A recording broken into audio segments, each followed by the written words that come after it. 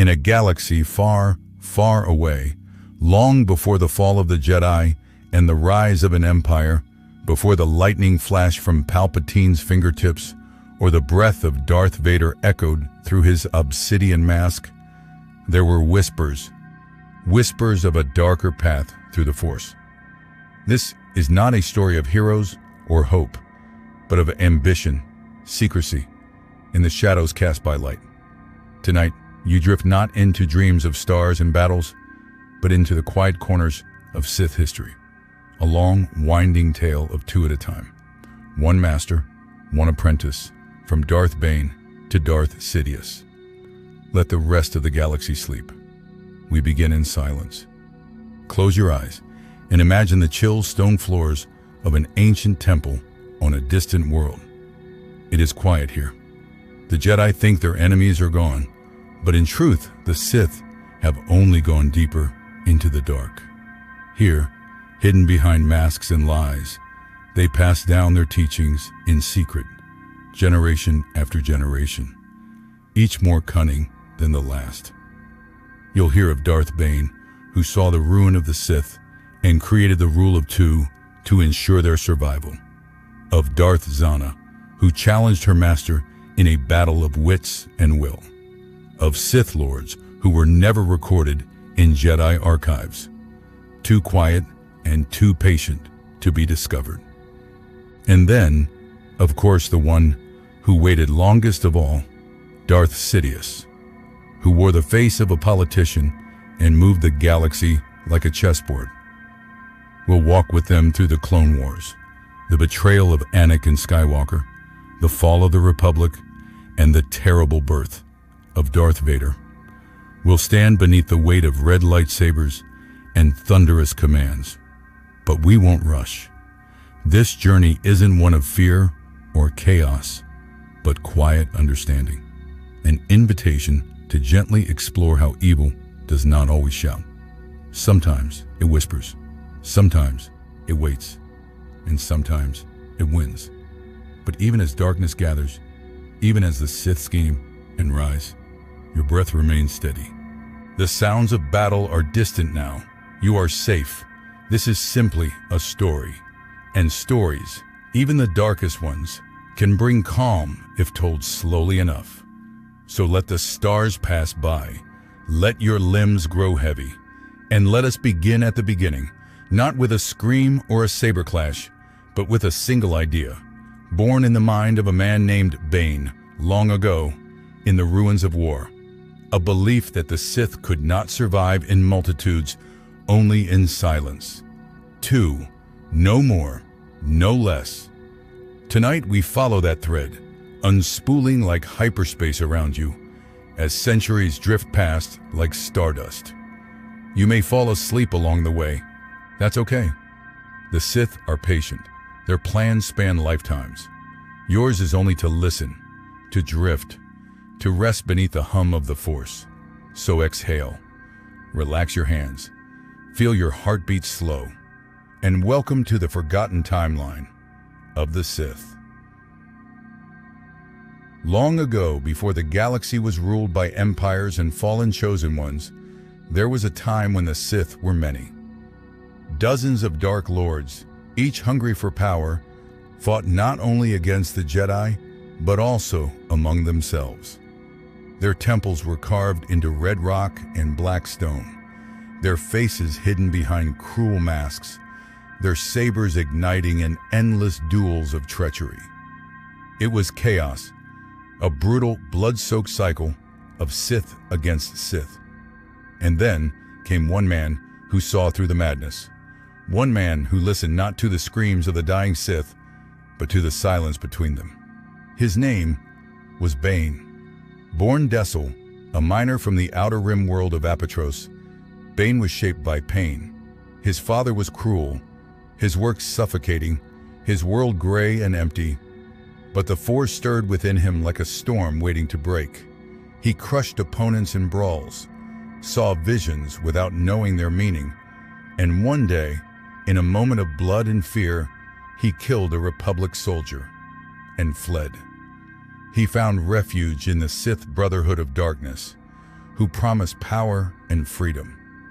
But even among the Brotherhood, Bane saw only weakness. Their leader, Lord Khan, preached unity, but used the Force like a toy. The Sith had grown soft, sharing power, voting on decisions, calling themselves brothers instead of masters. And in this broken mirror of true Sith, Bane saw the flaw. He studied the ancient teachings of Darth found in forgotten holocrons, and there, in the quiet between words, Bane found the truth. The Sith could not thrive in chaos. There must be one master, one apprentice, no more, no less. Two, always. One to embody power, the other to crave it. From that moment, Bane no longer followed the Brotherhood. He became a shadow within it, watching, waiting. And when the Brotherhood marched to Ruusan to battle the Jedi in one final clash, Bane saw his opportunity. He stayed behind. He let them destroy themselves. Using a ritual called the Thought Bomb, Lord Khan and his followers tried to win the war with desperation and wipe themselves from existence. Jedi and Sith alike perished in a blinding storm of Force energy. But Bane survived, the last Sith, the true Sith. He wandered the ruins of Ruusan alone, listening to the wind moan through empty armor. And then he found her, a young girl named Zana, strong in the Force, her spirit unbroken despite the chaos. He tested her, threatened her, and she did not flinch. She killed to survive. And Bane smiled, for in her, he saw the seed of the new Sith. She would be his apprentice. And from that quiet pair, hidden from the galaxy, the rule of two would take root. For years, Bane and Zana trained in the shadows. They built nothing. No armies, no temples, only knowledge, patience, deception. Bane knew the Jedi believed the Sith were extinct. That belief was a weapon more powerful than any saber. He forged his armor from the living obelisks of Dishun, letting pain be his teacher. He taught Zana that Sith strength came not from rage alone, but control, mastery of emotion, not surrender to it. And slowly, across decades, the rule of two worked like a whisper in the dark. One master, one apprentice. When the apprentice grows strong enough, they must challenge the master. And if they win, they become the master. If they fail, they were never worthy. And so the line would continue, always sharpening, always improving, until the time was right. The galaxy slept. The Jedi guarded peace, unaware of the seed planted in Ruusan's ash. But the Sith were not gone. They were only quiet. Bane's rebellion was not against Jedi. It was against the old Sith. The Brotherhood had believed strength was in numbers. Bane saw that numbers only bred weakness. His rule of two ensured that only the strongest could carry the legacy. No counsel, no compromise, only power. He and Zana moved in secret, one teaching, one learning, both watching the stars, waiting for time to strike. It would not be Bane who struck, nor Zana, nor her apprentice after her. But eventually, one Sith would rise, stronger than all who came before, and use centuries of patience to destroy the Jedi from within. That was Bane's vision. That was the beginning. And though he lived and died in silence, far from glory, his legacy would echo louder than any explosion. His rebellion changed the shape of the galaxy, not with armies, not with fire, but with an idea. That is how the Sith survived. That is how the Dark Whispers began. And that is where our story truly starts. You may rest now, knowing the war will not begin in this chapter. Only the seed, and seeds grow best in quiet, in shadow, in sleep. Bane's journey did not end when he chose Zana. In fact, it had only just begun. For though the Brotherhood was destroyed and the Jedi had declared victory on Ruusan, the galaxy was still a dangerous place for a Sith to grow. Bane and his young apprentice traveled in secrecy, shedding the symbols of the past and cloaking themselves in anonymity. Bane chose not to rebuild what was lost. No fortress, no banners, no loud declaration of Sith survival. Instead, he taught Zana in whispers, through ancient texts and harsh trials, all while staying steps ahead of Jedi eyes. Their first years were nomadic, one planet to the next, gathering knowledge, stealing artifacts, unearthing tombs long buried beneath time and dust. They visited Lohon, the world where Darth Revan's memory still echoed through the ruins of the Rakata. They meditated on Dasun, where Bane's orbalisk armor grew deeper into his skin, feeding on his rage and resilience, making him nearly invincible, but at a cost. The armor protected, yes, but it fed constantly, a parasite that punished weakness with pain. Zana watched, absorbing lessons not only from her master's words, but from the way he endured. He taught her that fear was a tool, not a burden. That deception was the highest art of survival. That the Jedi, while strong, had one weakness: their certainty. And so, the rule of two was not just doctrine, it was a strategy. Zana struggled at first. She was young, impulsive, and not always convinced by Bane's cold logic. But as they trained, as she learned to weave illusions so powerful they could paralyze a mind, she began to understand. She was the apprentice, but one day she would have to kill him. And Bane reminded her again and again, that was not betrayal. That was destiny. When the master grows old, the apprentice must rise. That is how the Sith grow stronger with each generation.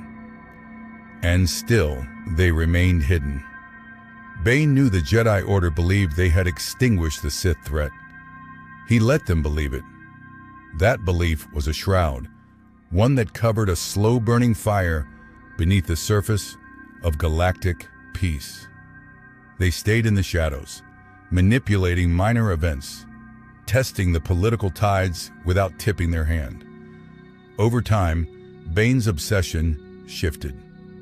He began to worry about legacy. He feared that Zana might not be strong enough to defeat him, that the line would end with her.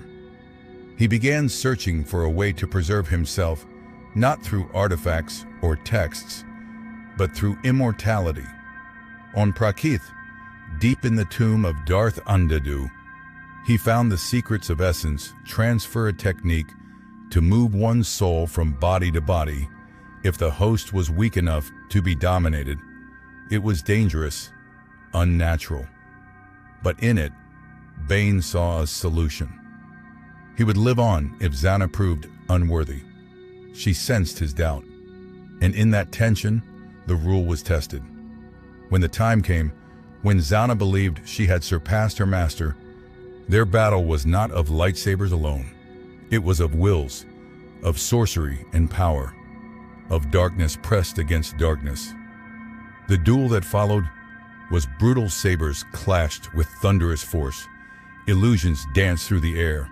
Minds were invaded, bodies broken. And in the end, it was Zana who stood. But even then, whispers remained.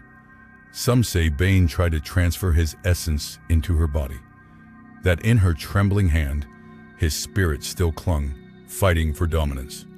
And that deep in her eyes, for just a moment, something else stared back. But Zana never faltered. She declared herself the Dark Lord of the Sith, took her own apprentice, Darth Cognis, and let the galaxy return to its illusion of peace. Bane's plan had worked. The rule of two endured. The Sith were not dead. They were waiting, and they would keep waiting for generations. Each master training an apprentice, each apprentice testing the master. The line would continue like a single thread through galactic history, invisible but unbreakable. It passed from Zana to Cognos, from Cognos to Millennial, from Millennial to those who shaped the future in ways that Jedi never saw coming.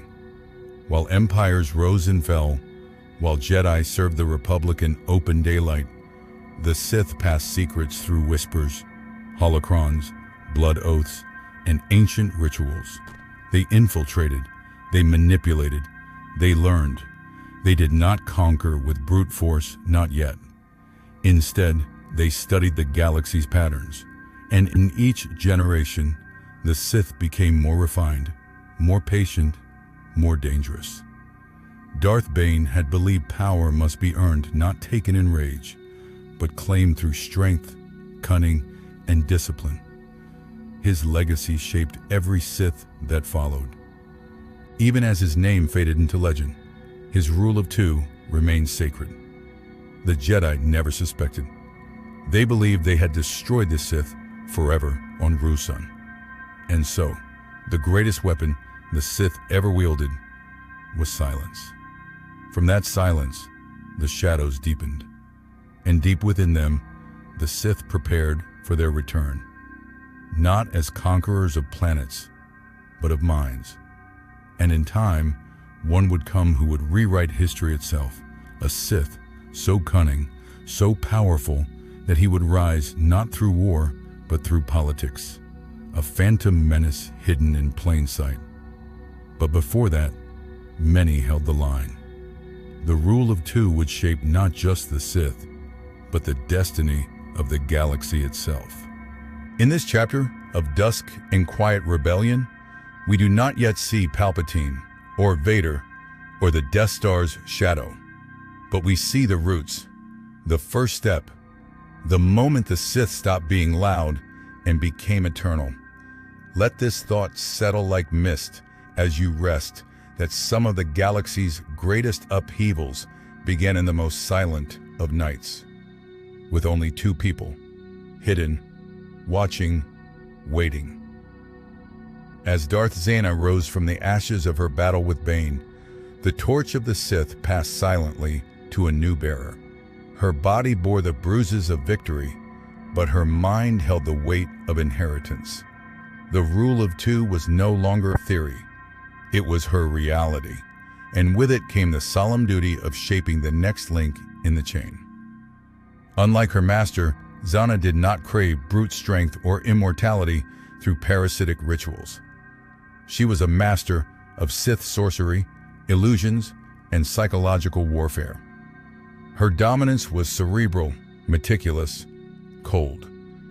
And it was this calculated control that led her to Darth Cognos, a huntress from the shadows of the galaxy, trained in secrecy and seduction by the remote teachings of the dark side.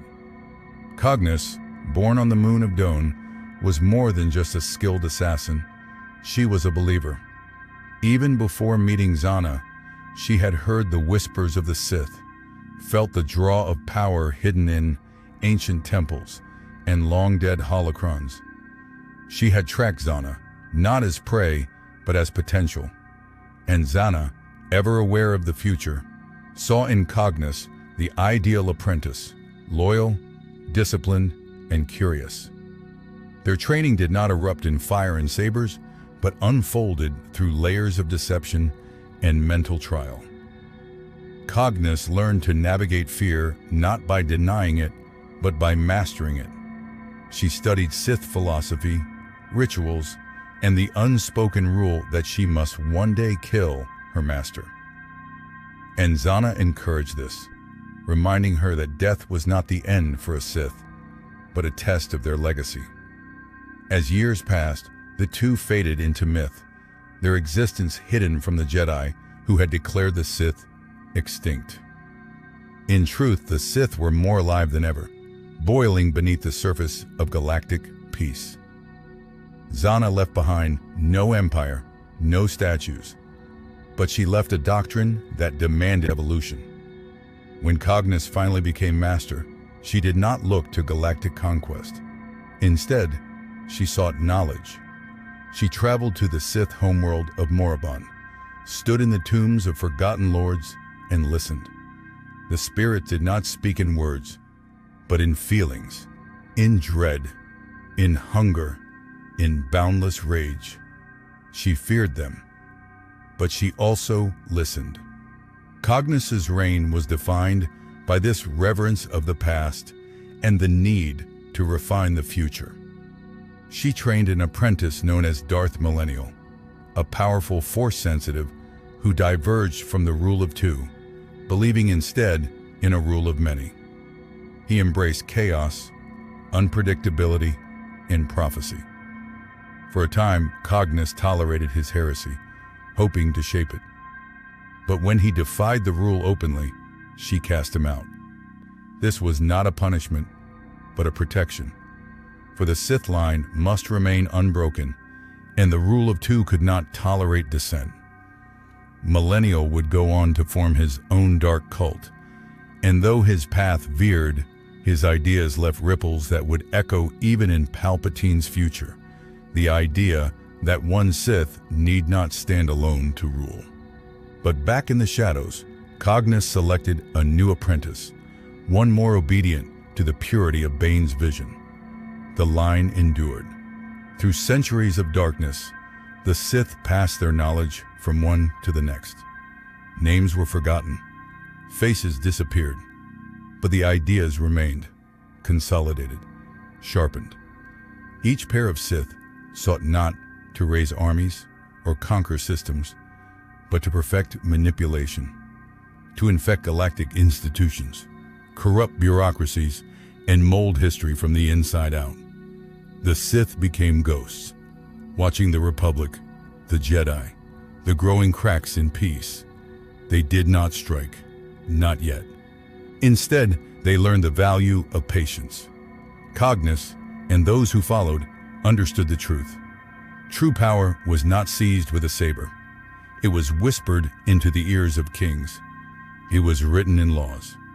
It was cast in shadows. The Jedi sensed nothing. They believed the darkness had passed. But in truth, the Sith had never been more alive. This was the legacy Zana began. A legacy not of monuments or battles, but of silence, cunning, and inevitability. And as the line moved forward, from Cognus to the next Dark Master, each apprentice sharpened the blade that one day a Sith named Palpatine would plunge into the heart of the Republic.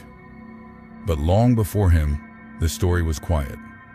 And in this quiet, the Sith grew stronger.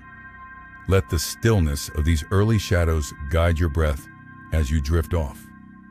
For while the galaxy slept in false peace, the Sith were preparing, and their patience would one day awaken the storm. And so the Sith drifted deeper into history, their presence a myth whispered in frightened corners of the galaxy.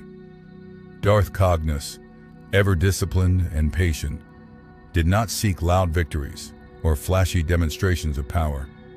Instead, she passed on to her next apprentice the quiet doctrine of survival.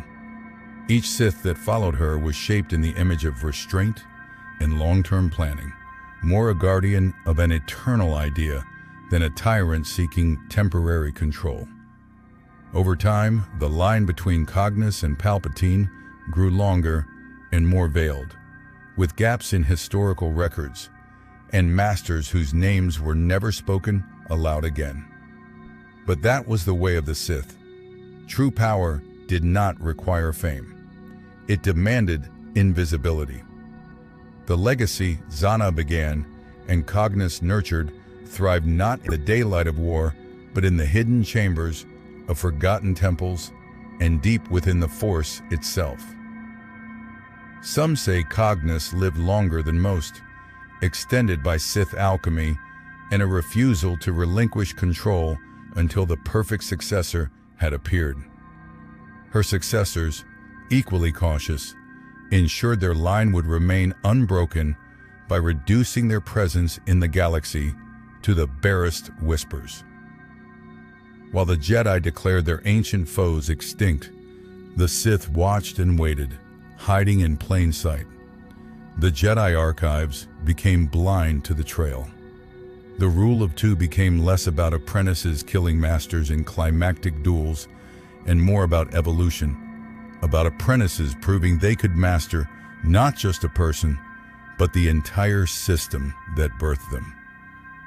Between Zana and the emergence of Darth Tenebrous, there existed a century or more of Sith hidden entirely from public history, quietly passing on teachings while ensuring they could not be traced.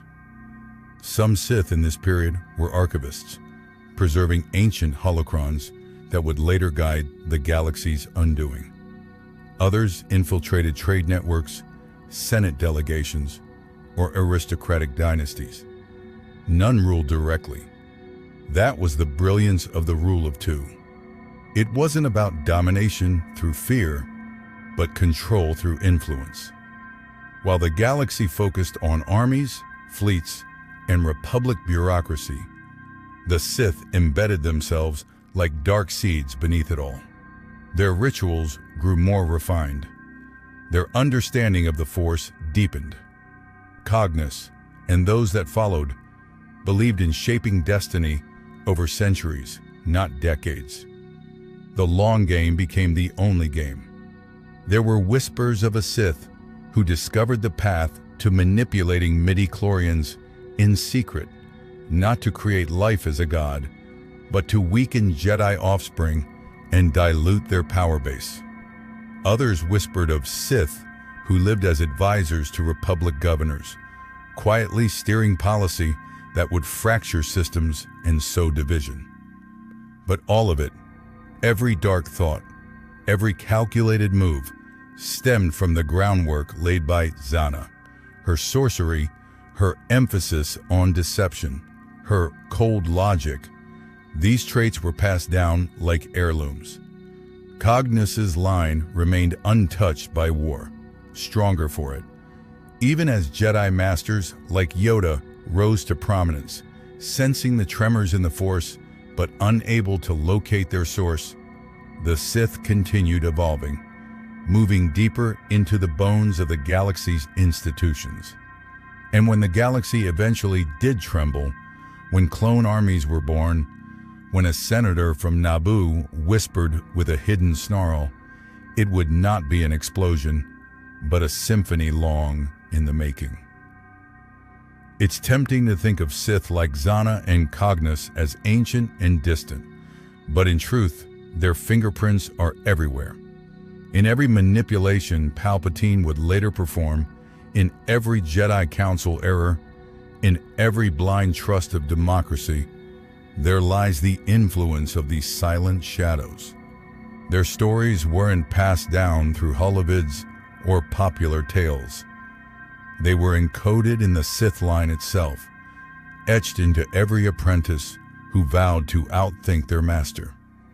And even as you lie still tonight, drifting deeper into rest, you are not unlike the galaxy of that era, quiet, still, unaware of what stirs beneath. But that stirring is not frightening. It is patient. It is purposeful. It is the gentle reminder that not all power shouts. Some power whispers. And the Sith of this forgotten era whispered so expertly, their legacy would stretch into nightmares yet to come.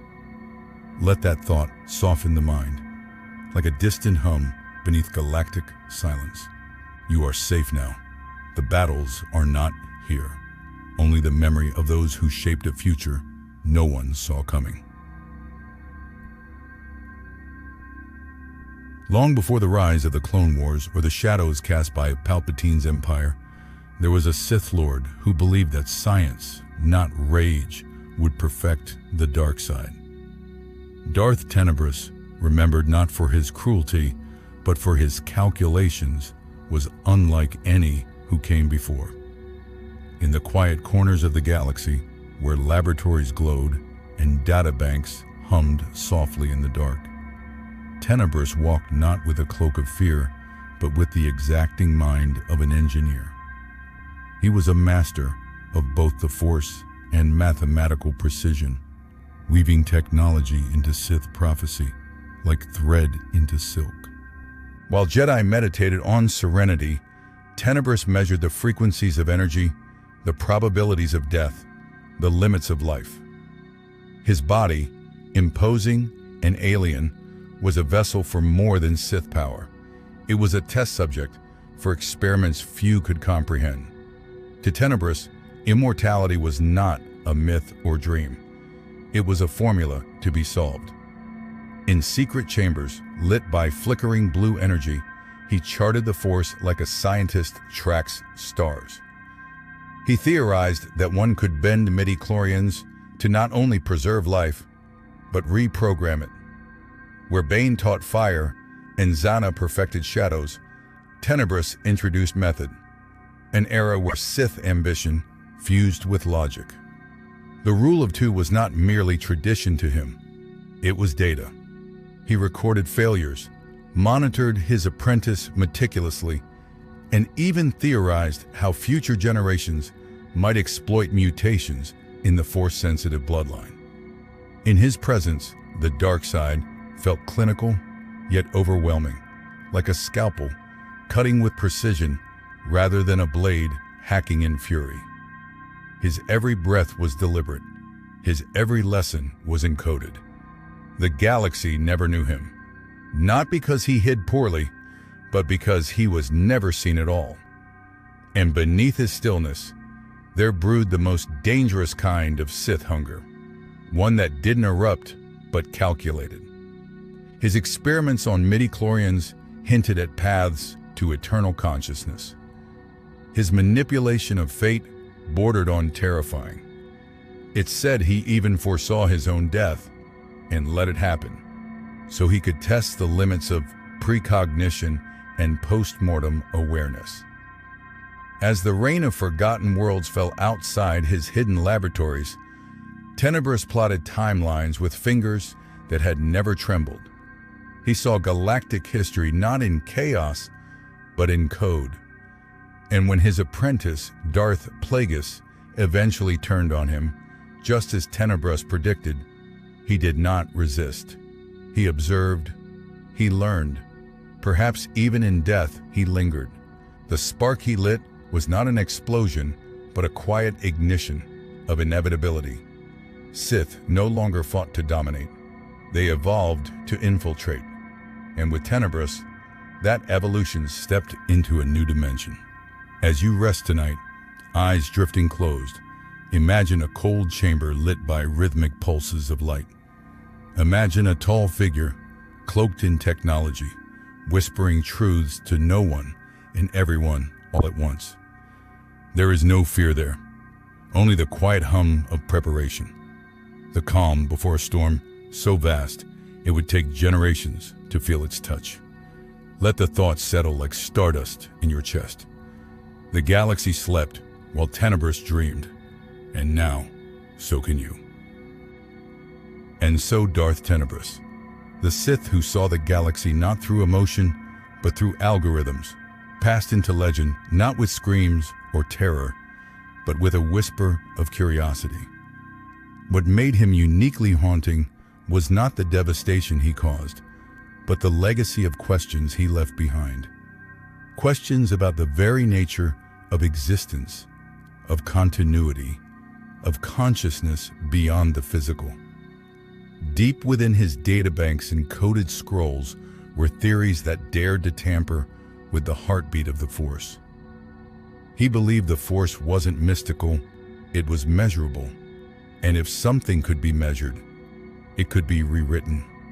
Even as his physical body fell in betrayal, Tenebrous's mind continued running simulations.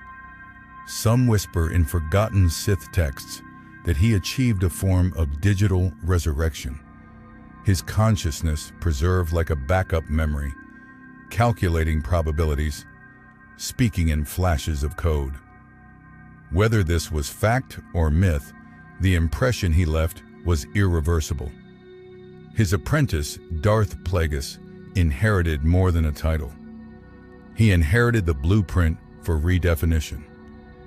Tenebrous's legacy lingered like radio static, unseen but everywhere. The Sith code, once recited like scripture, was now analyzed like a program. Emotions were no longer tools of war. They were variables. Anger was a power source, yes, but to Tenebris, it was a battery to be charged, not spilled. Even in his final thoughts, he marveled not at failure or revenge, but at the perfection of the outcome. His rule of two had worked flawlessly. His apprentice had grown strong enough to kill him, just as the code demanded. But secretly, Tenebris had predicted even that. For in one of his final experiments, whether real or apocryphal, he attempted to create a ripple of influence through midi-chlorians that would linger long after his death. A kind of delayed consciousness embedded in the Force itself, waiting for the right future to unfold. Perhaps in the quiet birth of Anakin, perhaps in Palpatine's cold, calculating genius. Perhaps in the very moment you now listen to these words, eyes half closed, thoughts slowing like the gears of a great unseen machine. The whisper of Tenebris is not loud. It's patient. It waits in corners. It thrives in forgotten texts. It lives not in temples, but in laboratories, in encrypted frequencies, in the minds of those who believe that even destiny can be programmed. Imagine now a lab orbiting a dead star, silent but still powered. Screens flicker, unread messages loop forever. A cloaked droid walks its halls, carrying his last notes in its memory banks. And outside, the galaxy spins, unaware that the man who never screamed has left a mark deeper than any saber could cut. Breathe slowly now, as if syncing with a data rhythm. Inhale to the beat of a power core. Exhale like a system shutting down. There is no need to fear Tenebris. He is not anger. He is not violence. He is the pause before both. A question posed in the darkness. And as we drift deeper into the Force, his presence is a reminder. Not all Sith shout. Some simply calculate. And those are often the ones who change everything. In the deep, unlit corridors of Sith history, where most names are etched in fire and shadow, there exists one name whispered not with fear, but fascination: Darth Plagueis the Wise. Unlike the brutish tyrants who reveled in conquest, Plagueis sought something far more elusive: mastery over life and death. His story does not begin with war drums or fiery explosions, but with cold precision and a mind hungry for eternal knowledge. Born as Hago Damask, a moon of great wealth and intellect, he was raised in the quiet luxury of the intergalactic banking clan. But behind that composed exterior was a quiet storm of ambition. He was fascinated not with the power to destroy, but the power to preserve. The mysteries of the Force, those ancient tides that Jedi feared to fully grasp, were to him a frontier of experimentation.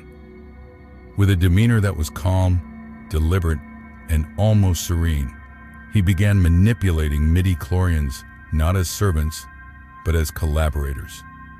In his secluded laboratories, surrounded by humming consoles and softly glowing tanks, he conducted his sacred experiments, searching for the secret to immortality, not through dark rituals, but through scientific intimacy with the Force itself. He did not scream. He whispered. He didn't dominate. He dissected. His apprentices were not trained in fury, but in focus. And to the galaxy at large, he was nearly invisible, just another financial magnate in a galaxy of politics and profits. But in the cracks of history, he was rewriting the meaning of the Sith. While Jedi closed their eyes and meditated on peace, Plagueis opened his eyes wider than any had before.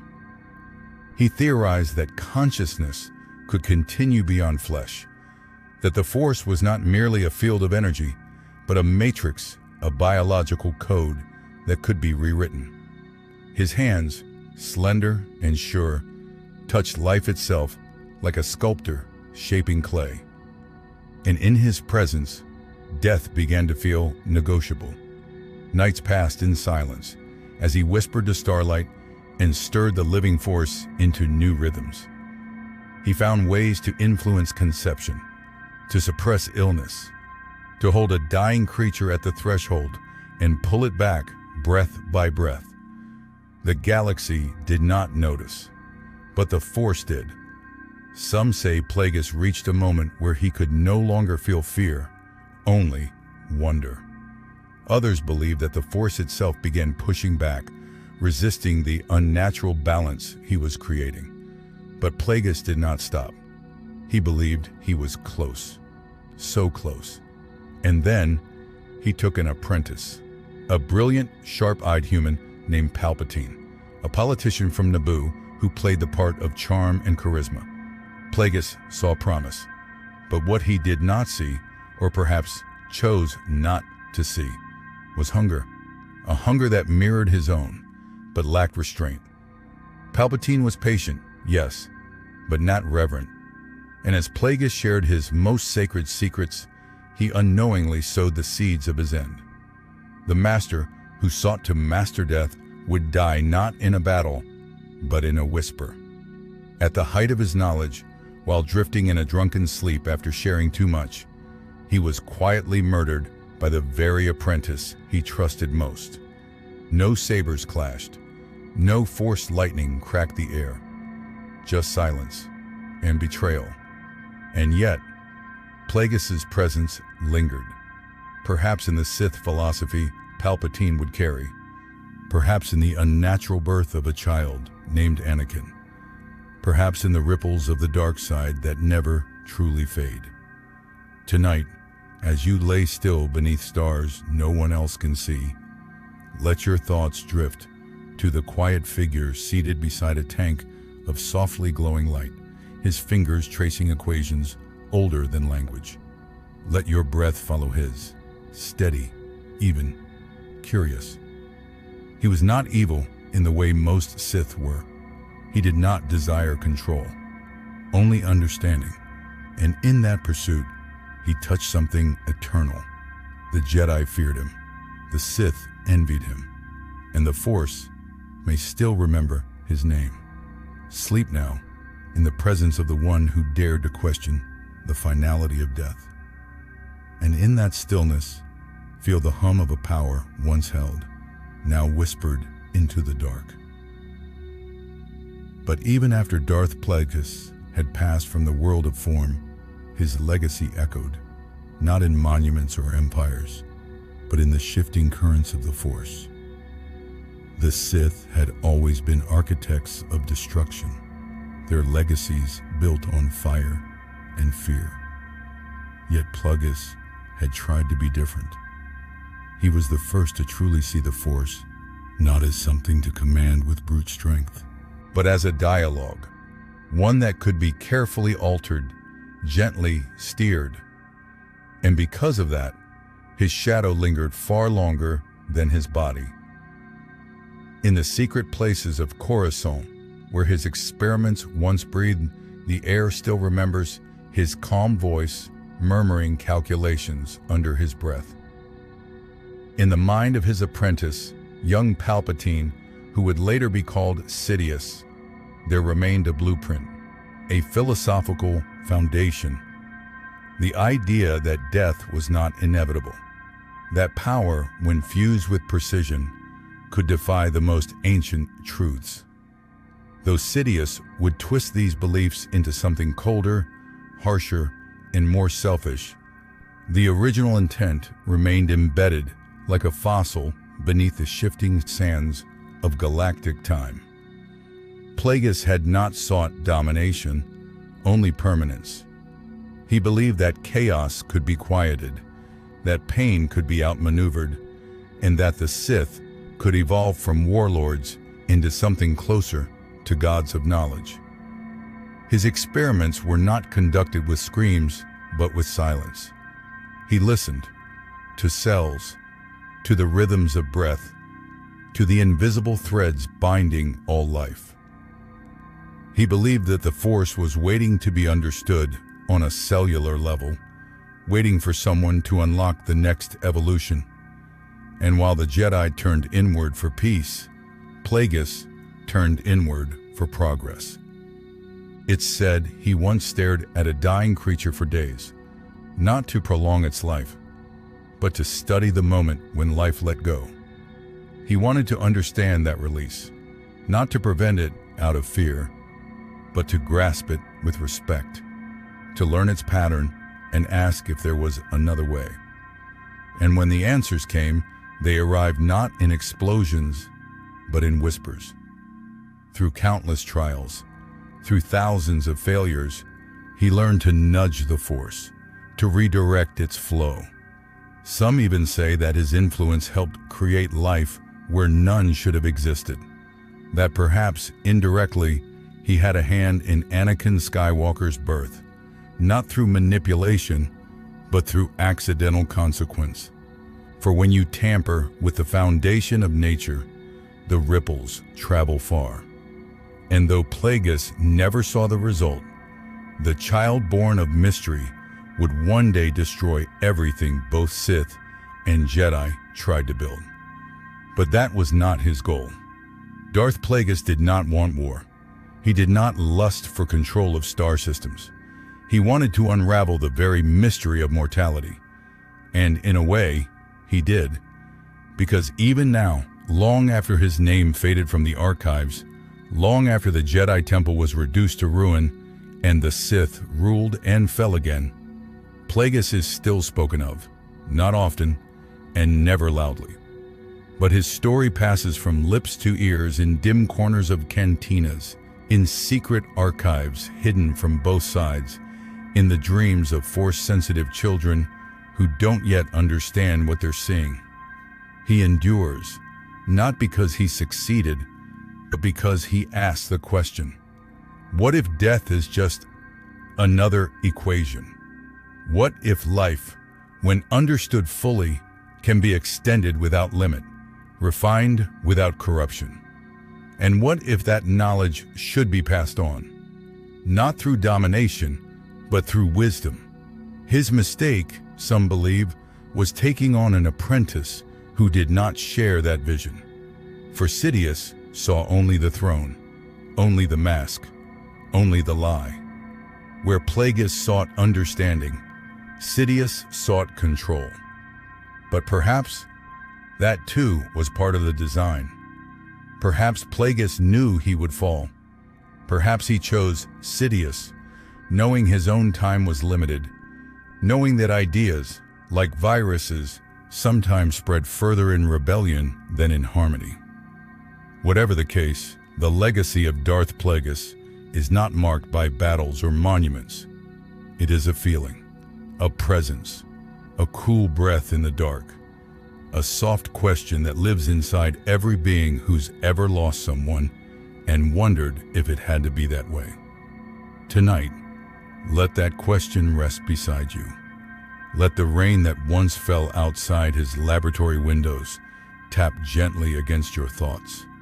Let his quiet voice follow your breathing, calm, steady, curious. And as your body drifts, feel the hum of what he once discovered. Not power, not vengeance, but the silent rhythm of life itself, still flowing, still moving, and still waiting to be understood.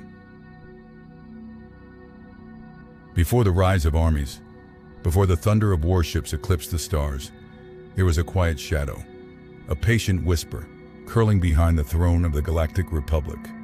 That whisper had a name, but none dared speak it. Darth Sidious, born Sheev Palpatine. On the lush, aristocratic world of Naboo, he carried himself with the charm of a senator, the smile of a friend, and the patience of a spider. To those in the Senate, he was a visionary, a calm and gentle politician who stood for order and security. But behind the veil of light, he spun a web of darkness so vast it would change the galaxy forever. He was not a conqueror in armor or a general leading troops into battle. He was something more terrifying, an idea, a strategy, a mask so perfectly crafted that even the Jedi, with all their wisdom, failed to see the darkness gathering beneath their feet. Sidious was the ultimate inheritor of the Rule of Two, crafted by Darth Bane, refined through generations, and now finally ready to blossom into full power. Where others had tried to dominate the Republic through force, Sidious infiltrated it from within. Like a tide, he rose silently, flooding the cracks of a complacent system until he was all that remained. He was trained by Darth Plagueis, a master obsessed with the manipulation of life and death. And for a time, Sidious pretended to share that vision. But while Plagueis sought eternal life, Sidious sought eternal control. He listened, he learned, and then, when the time was right, he killed his master in his sleep. No confrontation, no drama, just silence. It was the Sith way. The strong survive by erasing the old. And now, Sidious stood alone. The last Sith, the only Sith. And his plan was nearly complete.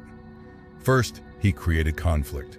In the shadows, he nurtured the separatist movement, building an army of droids while simultaneously calling for increased Republic defenses. He played both sides, orchestrating every battle like a composer with a baton. The Clone Wars were not a war of ideology, but a stage, a smokescreen, a performance designed to make the galaxy desperate. Desperate for order, for peace, for someone to step in and take control. And when the time came, Sidious gave them exactly what they asked for. With a single declaration, he transformed the Republic into an empire, and the Jedi, once revered as guardians of peace, were branded as traitors. Order 66 swept across the stars like a plague. One by one, the Jedi fell, ambushed by the very soldiers they had fought beside. It was not just a purge, it was an extinction. And in the silence that followed, Darth Sidious stood tall, robed in black, eyes burning like twin suns at midnight. He had done it. The Sith ruled the galaxy, but Sidious was not content with control. He sought legacy, so he turned to a young Jedi Knight, chosen by prophecy, burning with anger and loss. Anakin Skywalker. Sidious whispered into his soul, offering him the one thing he could never find in the Jedi Order, the promise to save those he loved from death. And so Anakin fell. Not all at once, but slowly, with every choice, every compromise, until there was nothing left. In his place rose Darth Vader, Dark Lord of the Sith, a blade without mercy. Together, they crushed all resistance. Worlds burned, families disappeared, and the Empire tightened its grip around the galaxy like a cold steel fist. But even as he conquered star systems, Sidious remained hidden. He was not a king. He was not a face on propaganda posters. He was a phantom, a ghost within the machinery of the Empire. Even Vader, for all his power, was kept at a distance, used, molded, and restrained. Sidious never stopped planning. He studied ancient Sith texts. He sought secrets of immortality. He scoured the galaxy for Force-sensitive children, hoping to manipulate their potential.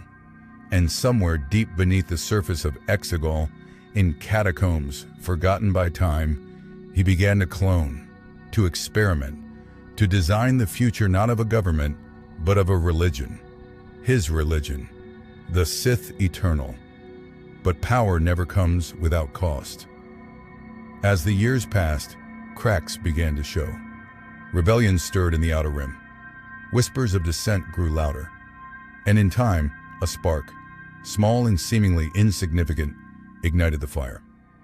A farm boy from Tatooine, a smuggler with a heart, a princess with steel in her soul, and a rebellion that refused to die. Sidious watched, and for a moment, he underestimated.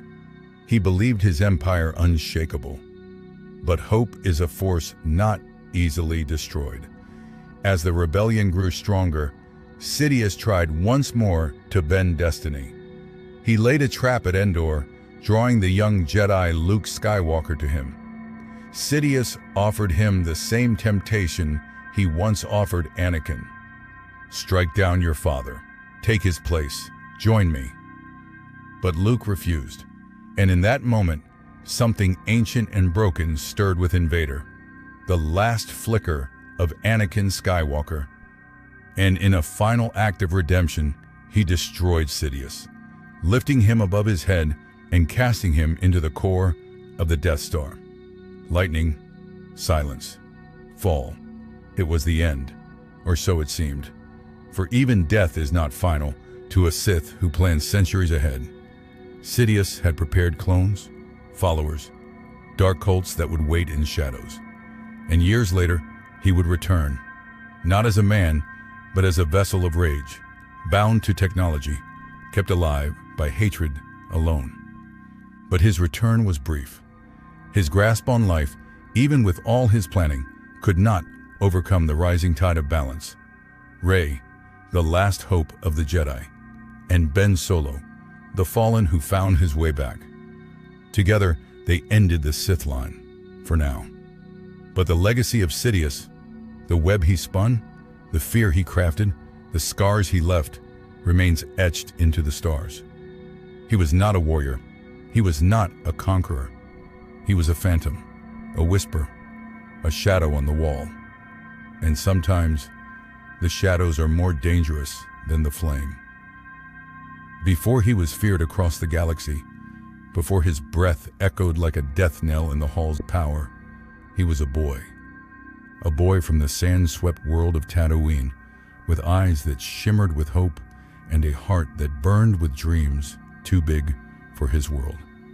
Anakin Skywalker was not born into greatness. He was born into bondage. A slave with no father, raised by a kind-hearted mother, he lived among scrap metal and starship wreckage, building droids from spare parts and racing pod racers faster than anyone twice his age. And yet, in the boy's gaze, there was something more. A fire, a light, a prophecy whispered through time, the chosen one who would bring balance to the Force. When Jedi Master Qui-Gon Jinn found him, he didn't just see a slave. He saw destiny, a virgins in the Force. Anakin was brought to Coruscant, trained reluctantly by the Jedi, who already sensed the danger in his heart, his fear, his attachments, his refusal to let go. But how could a boy trained to love suddenly be told not to care? How could someone who had nothing not cling to the few people who gave him purpose? And so the seeds were planted. Though powerful, though heroic, though undeniably gifted, Anakin never truly belonged to the Jedi Order, nor to the world he left behind. He was caught in the middle, a bridge between what was and what might be. Through battles and victories, he rose through the ranks. He became a knight, a general, a symbol, but with every victory came more loss. War blurred the lines between right and wrong. The Jedi, once peacekeepers, now commanded armies. And in Anakin's heart, the darkness grew louder. Visions haunted him. He dreamed of his mother in pain and found her too late.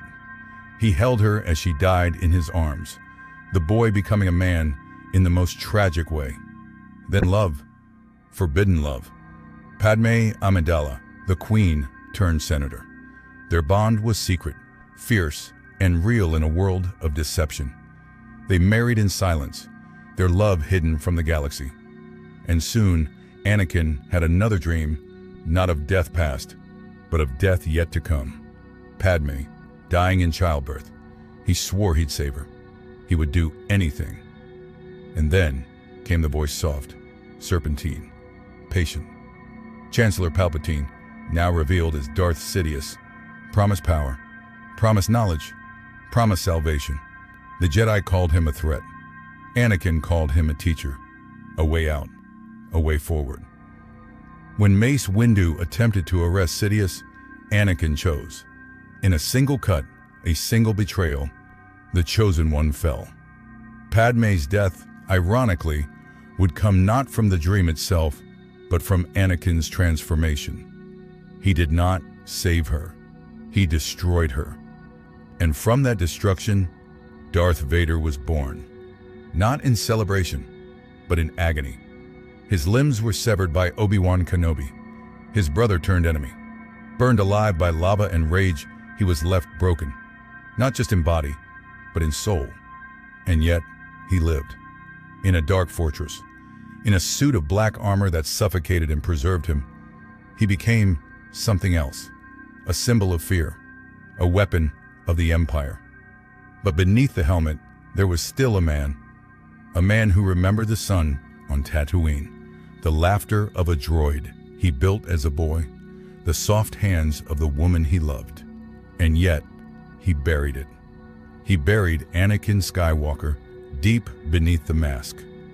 For years, Darth Vader hunted the Jedi. He led Inquisitors, struck down survivors, and became the fist of the Emperor. Cold, unstoppable, yet inside, echoes, pain, regret. The past did not die. It waited. And then, a farm boy from the Outer Rim, Luke Skywalker, young, reckless, hopeful. The boy Vader was tasked to destroy until he realized who the boy truly was, his son. And suddenly, Anakin stirred, not in victory, but in guilt. Luke reached out again and again, not to defeat Vader, but to save him. He saw not the mask, but the man behind it. And when the time came when the Emperor demanded Luke's death, the choice was made. In pain, in defiance, in love. Vader turned. He lifted Sidious and cast him into the abyss. And in that moment, Anakin Skywalker was reborn, but not for long. His body, broken beyond repair, could not hold on. He asked Luke to remove the mask. "Let me look on you with my own eyes." And there he was, pale, scarred, mortal, a father, not a Sith, not a Jedi, just a man. And with that final breath, he found what he had lost. Peace. The prophecy fulfilled not in conquest, but in sacrifice, in love. Darth Vader the tyrant was gone. Anakin Skywalker, the Chosen One, had returned. And his legacy would echo across the stars, a warning, a hope, a story of darkness, light, and the choices that shape us all. When the second Death Star exploded over Endor, it felt like the end of an era. The Empire's grip shattered, the Emperor destroyed, and the dark figure of Darth Vader redeemed. In his final breath, the galaxy sighed, as if light could finally pour into the cracks left behind. But what few understood was that the darkness seeded by the Sith never truly disappeared. It lingered in whispers, in shadows, in old texts and hidden cults, in admirals who refused to surrender and systems that quietly remained loyal to the Empire. The Sith thrived not just through one master and one apprentice, but through belief, through ideology. And long before Palpatine's body died, his spirit had already begun preparing for return. For on Exegol, deep in the unknown regions, a hidden world pulsed with dark energy. Ancient Sith temples stood against storms that never ceased, and laboratories twisted with alchemy and cloning housed secrets the galaxy had long forgotten. Here, in the black spires and cold crypts, a contingency plan unfolded, the final order. For Palpatine had not simply died, he had transcended. Through forbidden Force rituals, Sith alchemy, and cloning science whispered down from Kaminoan archives, he anchored his consciousness to vessels. Some failed, others decayed. But slowly, a new vessel began to take form. And while the galaxy believed it was free, the darkness was gathering. In the outer reaches, a cult called the Sith Eternal preserved the old ways. Robed acolytes chanted beneath crimson lightning. Star destroyers, equipped with planet-killing weapons, were constructed in silence, an entire fleet buried beneath the crust of Exegol. And in the core systems, chaos began to grow. Without the Empire, warlords rose. Systems turned on each other. Hope flickered, and in the confusion, Snoke appeared, a mysterious figure, powerful in the dark side, cloaked in elegance and cruelty. He seduced Ben Solo, the grandson of Anakin Skywalker, and twisted him into Kylo Ren. Through Snoke, the Sith legacy lived on, not in name, but in purpose. He taught Kylo to feel anger, to kill mercy, to worship power. But what the galaxy didn't know was that Snoke was not truly alive. He was a puppet, a strand cast, an extension of Palpatine's will. On Exegol, tubes held failed Snoke bodies, discarded like broken toys, while the true darkness watched and waited. And so, the First Order rose, dressed in new armor, but born of old hatred. Planets were destroyed, not for strategy, but for fear. The Jedi were hunted, even though only a handful remained. And all the while, Palpatine's whispers echoed in Kylo Ren's mind, just as they had once echoed in Anakin's. But destiny is not so easily controlled. A girl from nowhere, Rey, rose from the sand. She carried no famous name. Her power frightened even Luke Skywalker. But within her, the Force surged, light, raw and untamed. Rey sought truth, not titles. She trained, she questioned, and eventually, she learned. Her lineage was not no one. It was Palpatine. The Emperor's blood ran in her veins. But her choices would define her future, not her birth, not her blood. And in the ruins of an old Death Star, Kylo and Rey fought not just with sabers, but with truths. Leia Organa, in her final act, reached out to her son. And Ben Solo, not Kylo Ren, looked back. He remembered love. He remembered light. And like his grandfather before him, he turned. Together, Ben and Rey traveled to Exegol, where the Sith fleet waited, where the Emperor lived in a half-dead body, sustained by machines and worship. He offered Rey power, a throne, the legacy of the Sith. She refused. The galaxy arrived. The Resistance, small, broken, but unwilling to fade, fought against impossible odds. And in the final confrontation, as Palpatine drained the power of both Force users to restore his body, Rey made a choice. With the voices of 1,000 Jedi behind her, she stood against the Sith alone. Two sabers crossed, channeling not rage, but resolve. And in a final surge of light, Palpatine was undone. His spirit scattered, his body vaporized. The throne of the Sith crumbled beneath the weight of its own arrogance. Ben, mortally wounded, gave his life to save Rey. And with that act, the final ember of Anakin's family line of the Skywalkers burned in peace. The Sith, for the first time in generations, were gone. Not hidden, not surviving in shadows, gone.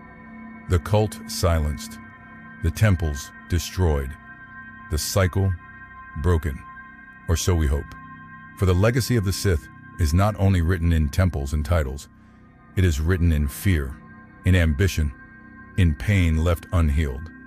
And somewhere, in the silence of the stars, those old teachings still drift, waiting for someone to find them, to study them, to believe again. Because power always tempts, and darkness always finds a way to whisper. But for now, in the quiet after the storm, the Sith are no more. The galaxy sleeps. Wounds begin to heal. And for the first time in a long time, the Force feels balanced. And yet, in that silence, questions lingered.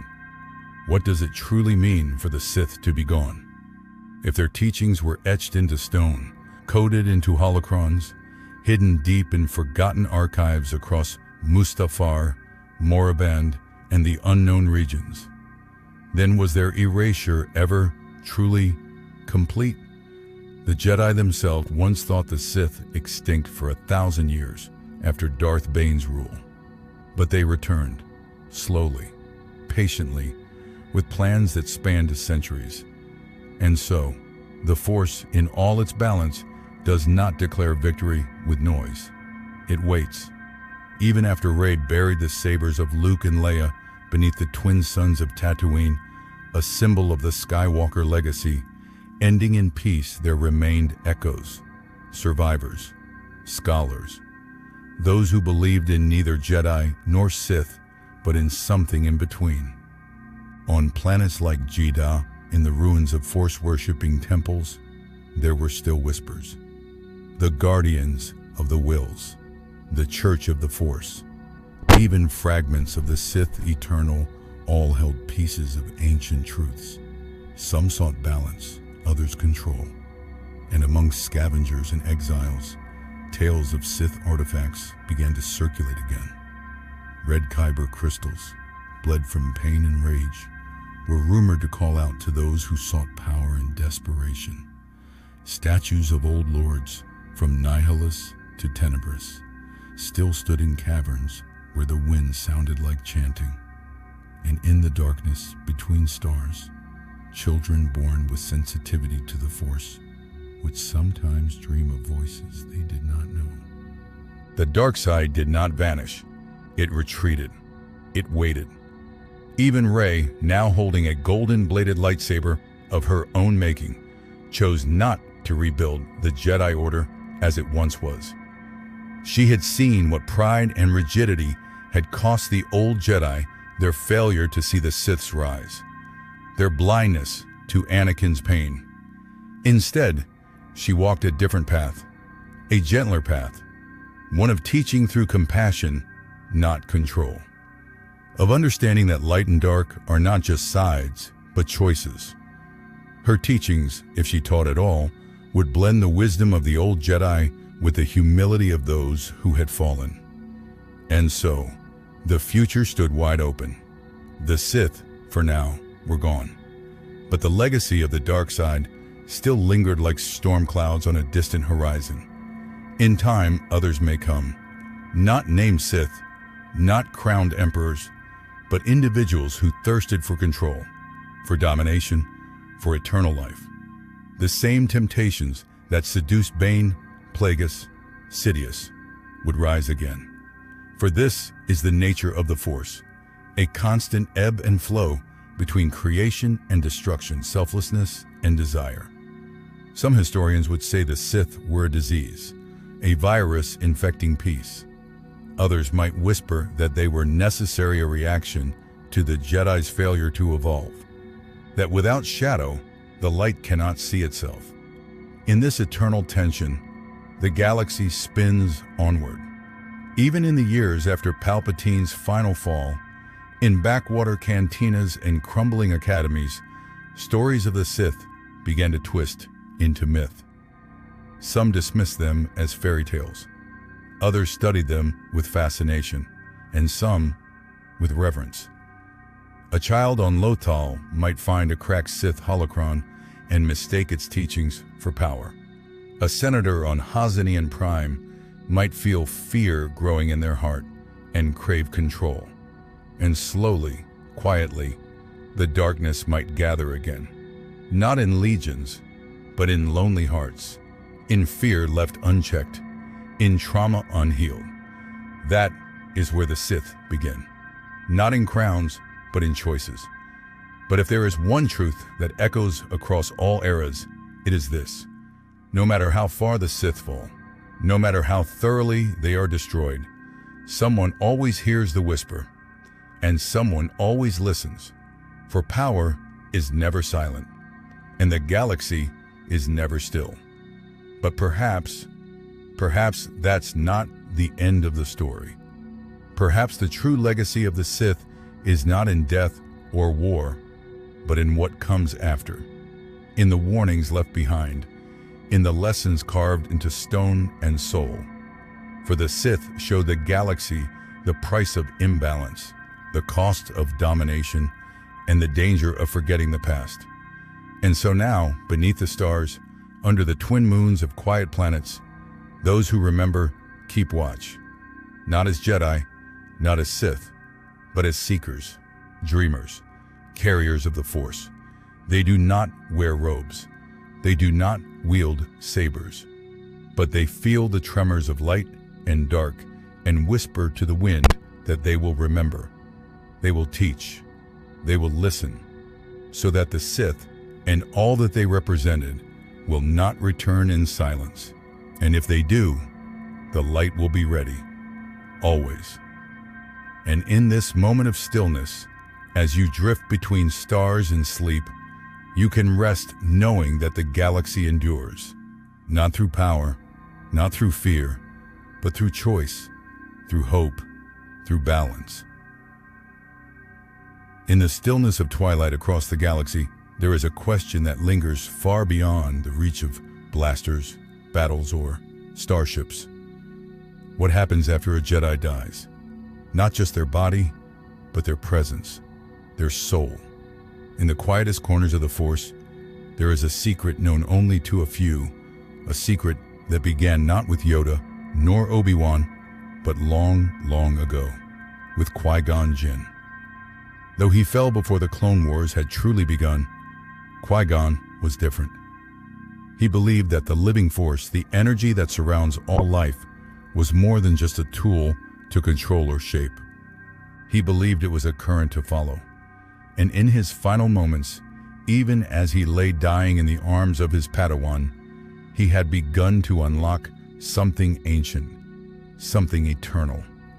He did not vanish like others. His body remained, but his voice echoed.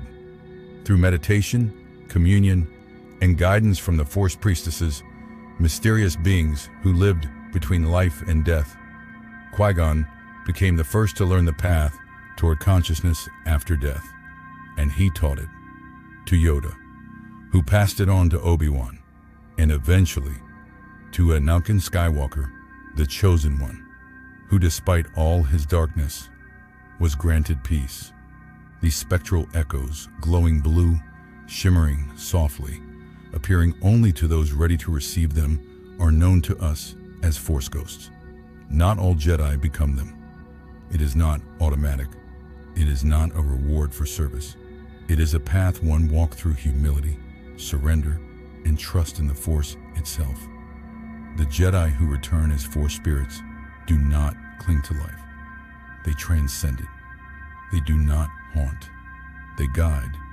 They whisper wisdom in moments of doubt. They remind us that the end is never truly the end. Yoda, after his passing, appeared to Luke not to give answers, but to inspire choice. Obi-Wan, as a ghostly mentor, helped guide both Luke's lightsaber and his heart. Anakin, once Darth Vader, appeared only after redemption, his spirit no longer twisted by pain, but softened by clarity. These ghosts are not figments, nor are they simply memories. They are fully conscious, aware, compassionate. They can observe without interfering, and occasionally, as Yoda once did, with a bolt of lightning summoned from the heavens, they can act, but only when balance demands it. The realm they exist in is mysterious between life and death, presence and eternity, a liminal space of the Force where identity remains but attachment fades. In this place, there is no fear, no suffering, only understanding. Some believe it to be near the wellspring of life, a hidden nexus of pure Force energy. Others think it mirrors the world between worlds, a realm of paths and doors connecting time and destiny. But these are only metaphors, glimpses. No one living truly knows. Yet throughout history, the echoes of Jedi past have flickered like stars across the galaxy. To Ezra Bridger, the young Jedi from Lothal, the spirit of Kanan Jarrus, his master sometimes seemed to linger in moments of trial, not as a vision, but as a feeling, a warmth in the cold, a voice without sound. Even Ahsoka Tano, though she walked a path outside the Jedi Order, would one day hear the voices of the past in dreams, in meditation, not always clear, but always present. The gift of Force ghosting is not only rare, it is sacred. It requires surrendering all ego. It requires a death not of body alone, but of fear. That is why many Jedi who fell in battle, even noble ones, did not return in spirit. Mace Windu, Plo Koon, Shaak Ti. Their sacrifice was real. Their peace, perhaps eternal. But the secret to returning was hidden. Only those who walk the path of selflessness beyond life, who made peace with the Force, could transcend the veil. And so, when Rey hears the voices of Jedi pass during her final confrontation with Palpatine, the voices of Anakin, Ahsoka, Kanan, Mace, Yoda, Obi-Wan, Luminara, and so many more, she is not just imagining them. They are real, speaking through the currents of the Force, reminding her she is not alone. And in that moment, every Jedi who came before her lives again, not in flesh, but in purpose, in connection. The afterlife in Star Wars is not one of endless rest, nor is it torment. It is presence, pure, luminous presence. The Sith, by contrast, seek to cheat death. Darth Plagueis the Wise, as legend tells, tried to use the dark side to prevent death, to manipulate midichlorians and preserve life. Palpatine, his apprentice, sought similar power. Cloning, essence transfer, technology, all desperate attempts to cling to power beyond mortality. But they are not ghosts. They are echoes twisted by fear. Their return brings no peace, only shadows, only hunger. The Sith do not transcend. They rot, they fracture. Only those who let go, who become one with the Force, endure with peace. That is the deepest truth. And as you drift tonight, listening beneath the stars, imagine that distant galaxy still humming with these luminous beings. Qui-Gon, Yoda, Obi-Wan, Anakin. They are not watching with judgment, but with love, with patience. Their time has passed. Their voices linger, and their stories never truly end. And so we drift deeper into this ethereal realm, not bound by planets or gravity, but by memory, energy, and the gentle pulse of the Force itself. The concept of life after death in the Star Wars universe isn't one of rigid dogma or clear geography. It is not a heaven or hell, not a place to be mapped or conquered. It is instead a feeling, a shimmer at the edge of perception, a hush in the wind, a presence when you are alone but never lonely. It is where Jedi, who have surrendered themselves completely to the will of the Force, continue to exist, not as ghosts of sorrow, but as guides of light. When Luke Skywalker became the last Jedi, he was never truly alone. Obi-Wan and Yoda had both shown him that wisdom does not vanish with the body. Even after their deaths, they continue to shape galactic destiny through whispers, through visions, through moments of clarity at the breaking point of hope. And when Luke himself faded into the Force after saving the Resistance with a final act of peace, it was his turn to join the lineage, to become the very thing he once sought: a light in the dark, a voice when it mattered most.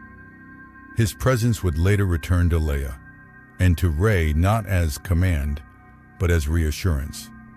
Jedi ghosts do not force choices. They illuminate the paths. In the ancient Jedi texts, recovered from the island of Ashto, there are hints of these mysteries lines that describe eternal echoes, light without form, and masters who wait beyond the veil. These are not scientific theories, but poetic truths. Because the Force itself is not a machine, it's music.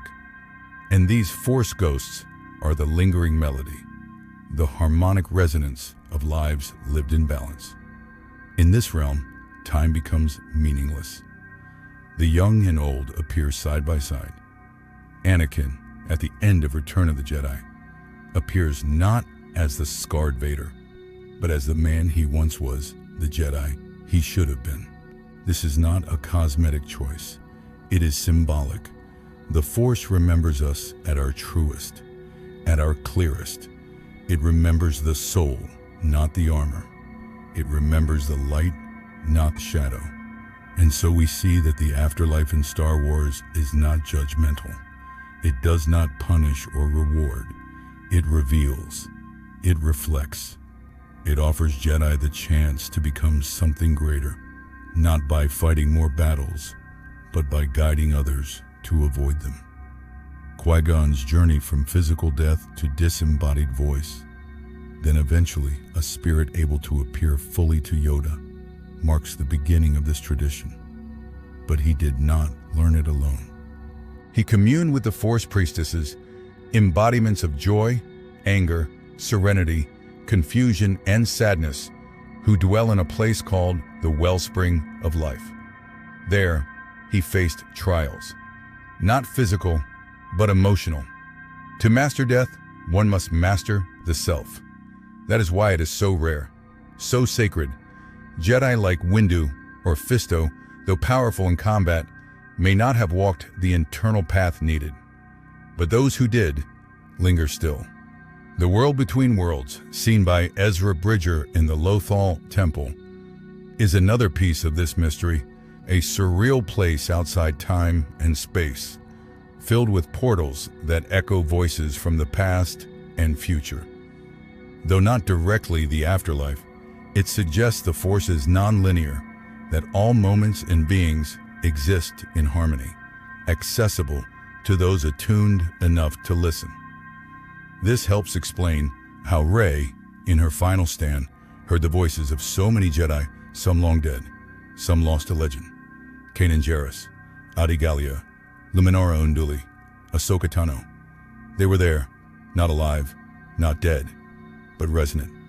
And what of the Sith? Could they return in such purity? The answer is no, not in the same way. Sith Lords seek permanence. They fear the end.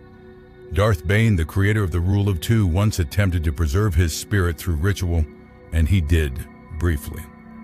His essence lingered in a tomb on Korriban, twisted and tormented, unable to move on. He became a shadow, angry, confused, tethered by ambition. Palpatine, too, feared death above all. His resurrection through cloning was not transcendence. It was desperation.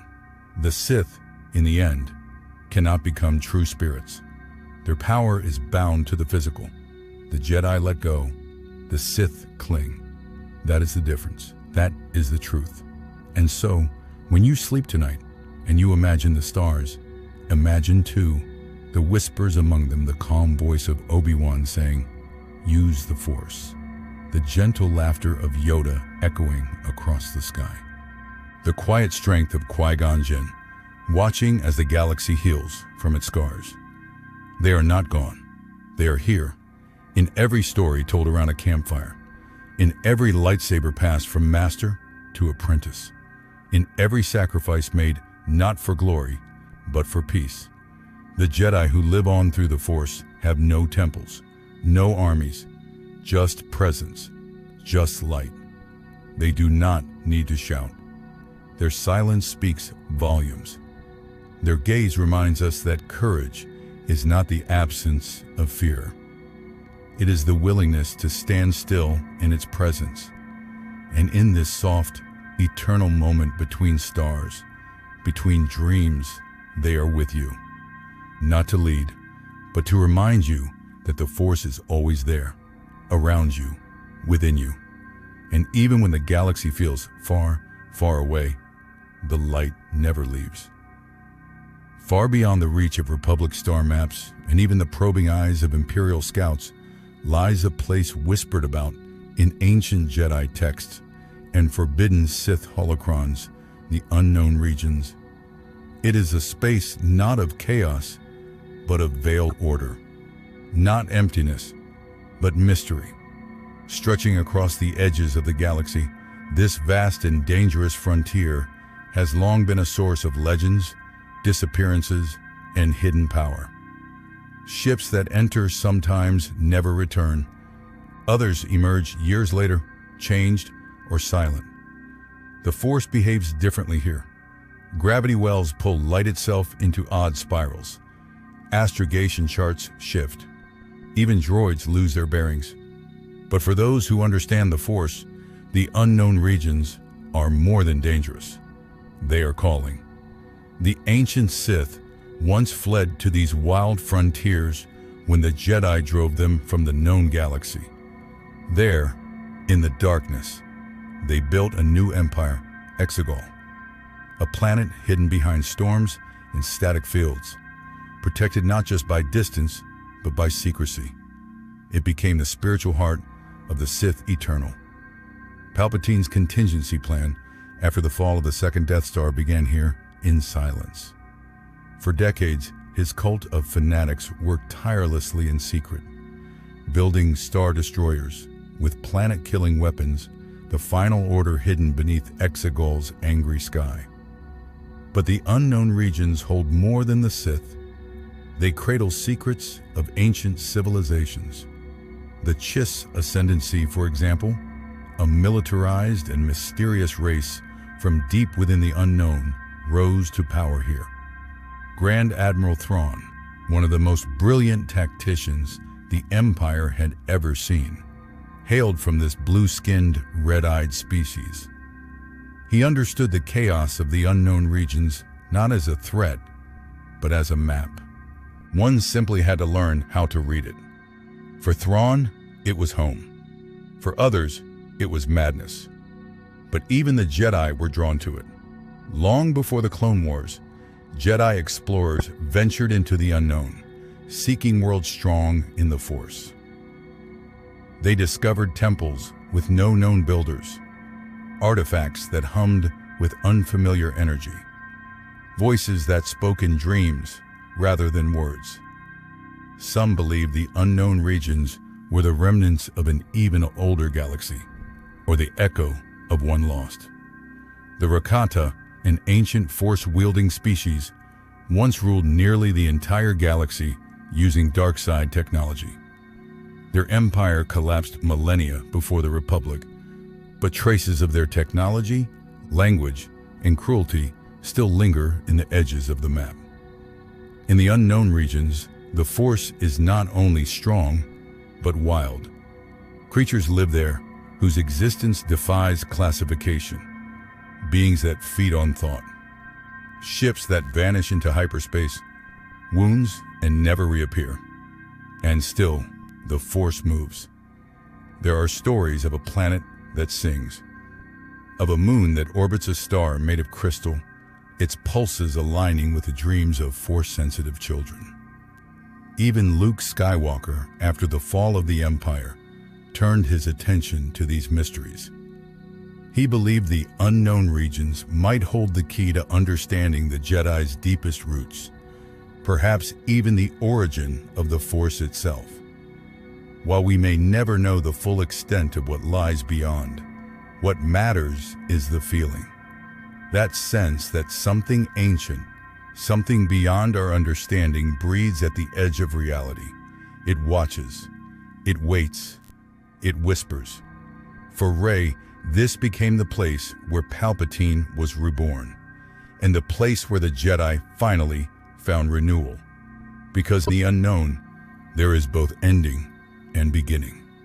As you lie back now, breathing gently, imagine the stars stretching far past the charts. A glowing map slowly fades to black, then reignites with thousands of new lights. Each one a story. Each one a mystery, waiting in silence. The unknown regions are not just part of the galaxy.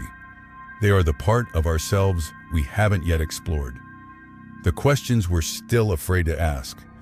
The wonder that comes when we let go of certainty. So many Jedi were taught to fear attachment, but the unknown teaches something different. Curiosity is not a flaw. It is the force in motion. And in this quiet moment, As galaxies drift by like lullabies, we remember that peace is not the absence of noise. It is the presence of all. Let the mystery hold you gently. Let the stars whisper truths you don't need to understand, only feel. In the dark shadow of the galaxy's most powerful empires, Republic, Separatist, Imperial, there was always another legacy forming, one whispered in corridors and encoded in bloodlines, the final Sith legacy. It did not begin with Palpatine, though he was its architect, nor did it end with his apparent death. It was older than most believed, seated in ancient Sith prophecy, and nourished by every betrayal, every whisper, every fall from grace. The idea of a lineage of darkness passed down like a corrupted holocron was not new, but Palpatine turned it into something more. As Darth Sidious, he studied not only the known Sith Lords, but also the hidden truths, the secret apprentices, the failed rituals, the forgotten Force practices buried beneath Malachor, Moraband, and Exegol. With the fall of the Jedi, he believed the Sith had finally conquered history. But Palpatine, ever paranoid, knew power must be secured through legacy, not just rule. So he set in motion plans few could comprehend: cloning, contingency, dark rituals that extended his will beyond death.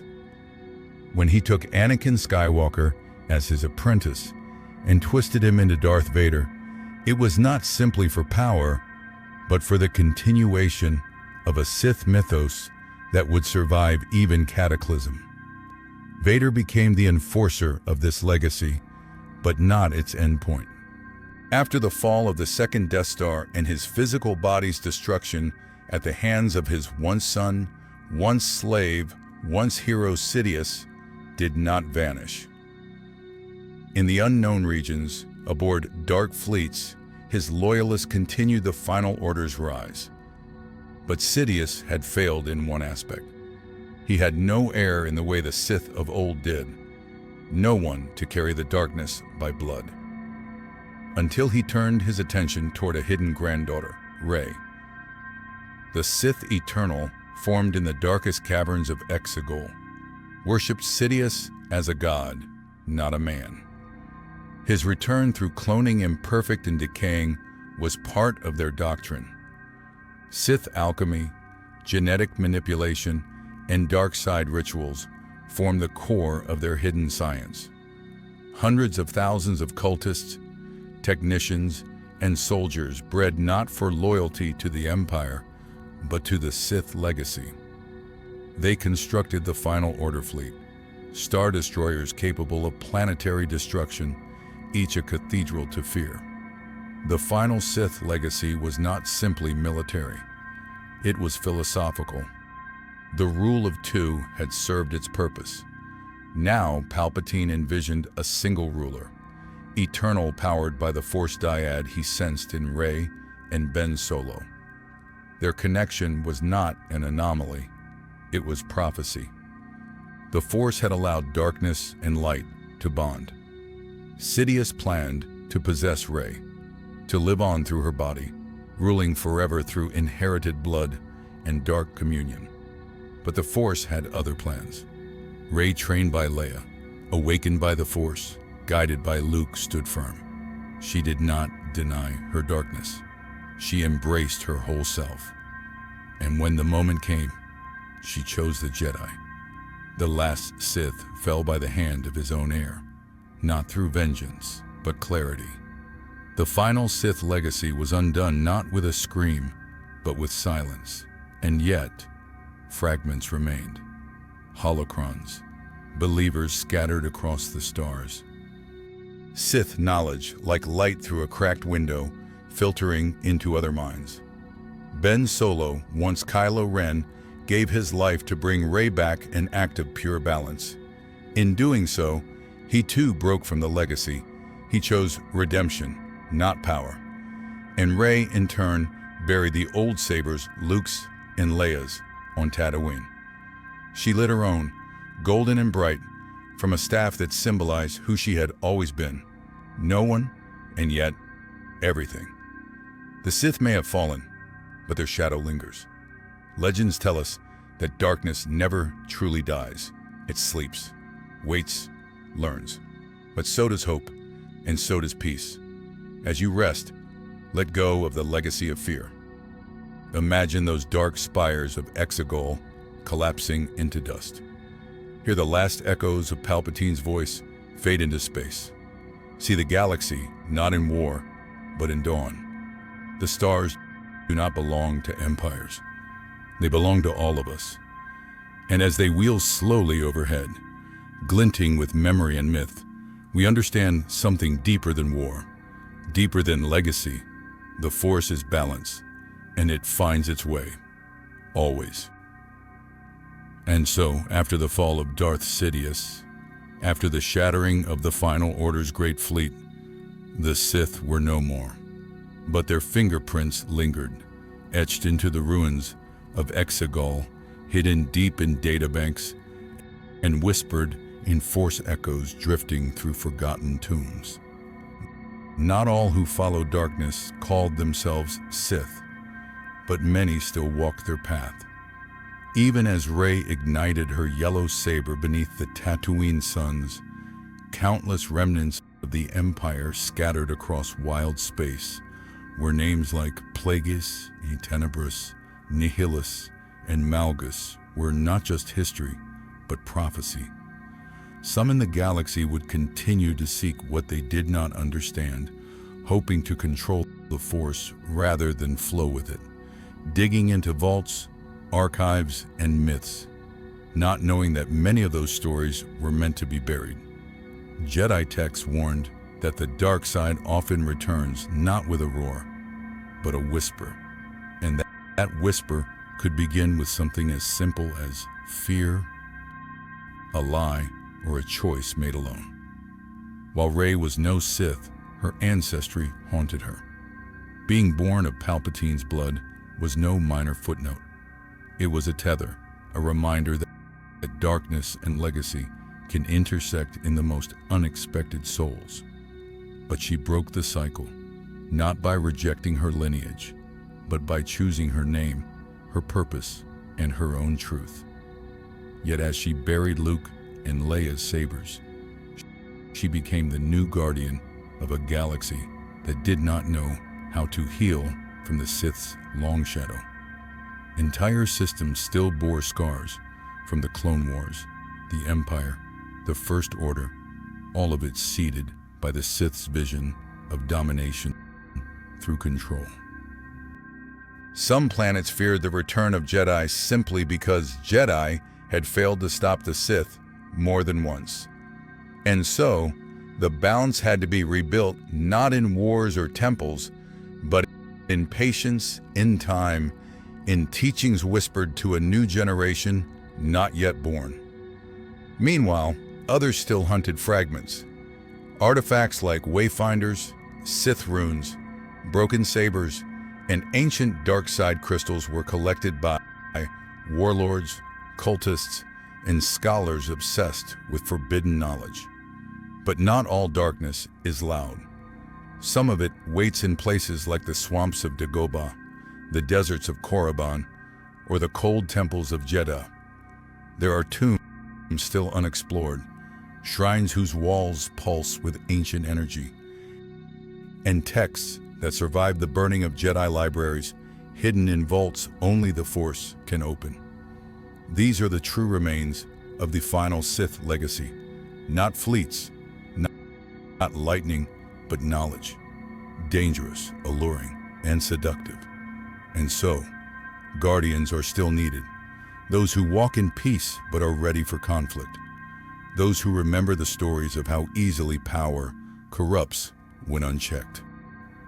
And so, in the stillness of the Force, one can almost feel the ripple of Anakin's pain, the silence of Vader's breath, the fury of Maul, the fear of Dooku, and the calculation of Palpatine.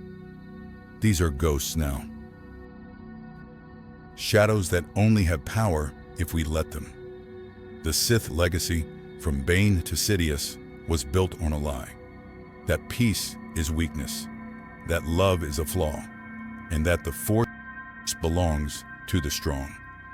But the galaxy has learned again and again that strength without compassion leads only to ruin. In the end, the last lesson of the Sith may be this: even when the darkness seems eternal, the light returns, not in grand battles or fiery explosions, but in quiet choices, quiet voices, and those who carry the memory forward with care. Rey's lightsaber golden, steady is not just a weapon, it is a symbol that the old ways are gone, and a new path can begin. One that does not repeat the failures of the Jedi or the tyranny of the Sith. One that begins in silence, in stillness, in peace. And as your eyes grow heavier, as the stars swirl behind your closed lids, you may hear the last whisper of the Sith echoing across time. But softer now, distant, powerless. Their temples crumble, their names fade, their legacy, once carved in terror, now drifts quietly into legend. Sleep now, traveler of the stars. The darkness is behind us, and ahead, only the hum of hope. Deep within the forgotten corners of the galaxy, where star maps end, where the hyperspace lanes become rumor, and where the Force itself seems to whisper in riddles the Sith built more than armies and empires. They built sanctuaries of shadow, temples of ancient knowledge, shrines carved from pain and blood and will. These places were not meant for light to enter. They were not designed for Jedi eyes or Republic explorers. They were buried under layers of fear, guarded by curses older than any lightsaber.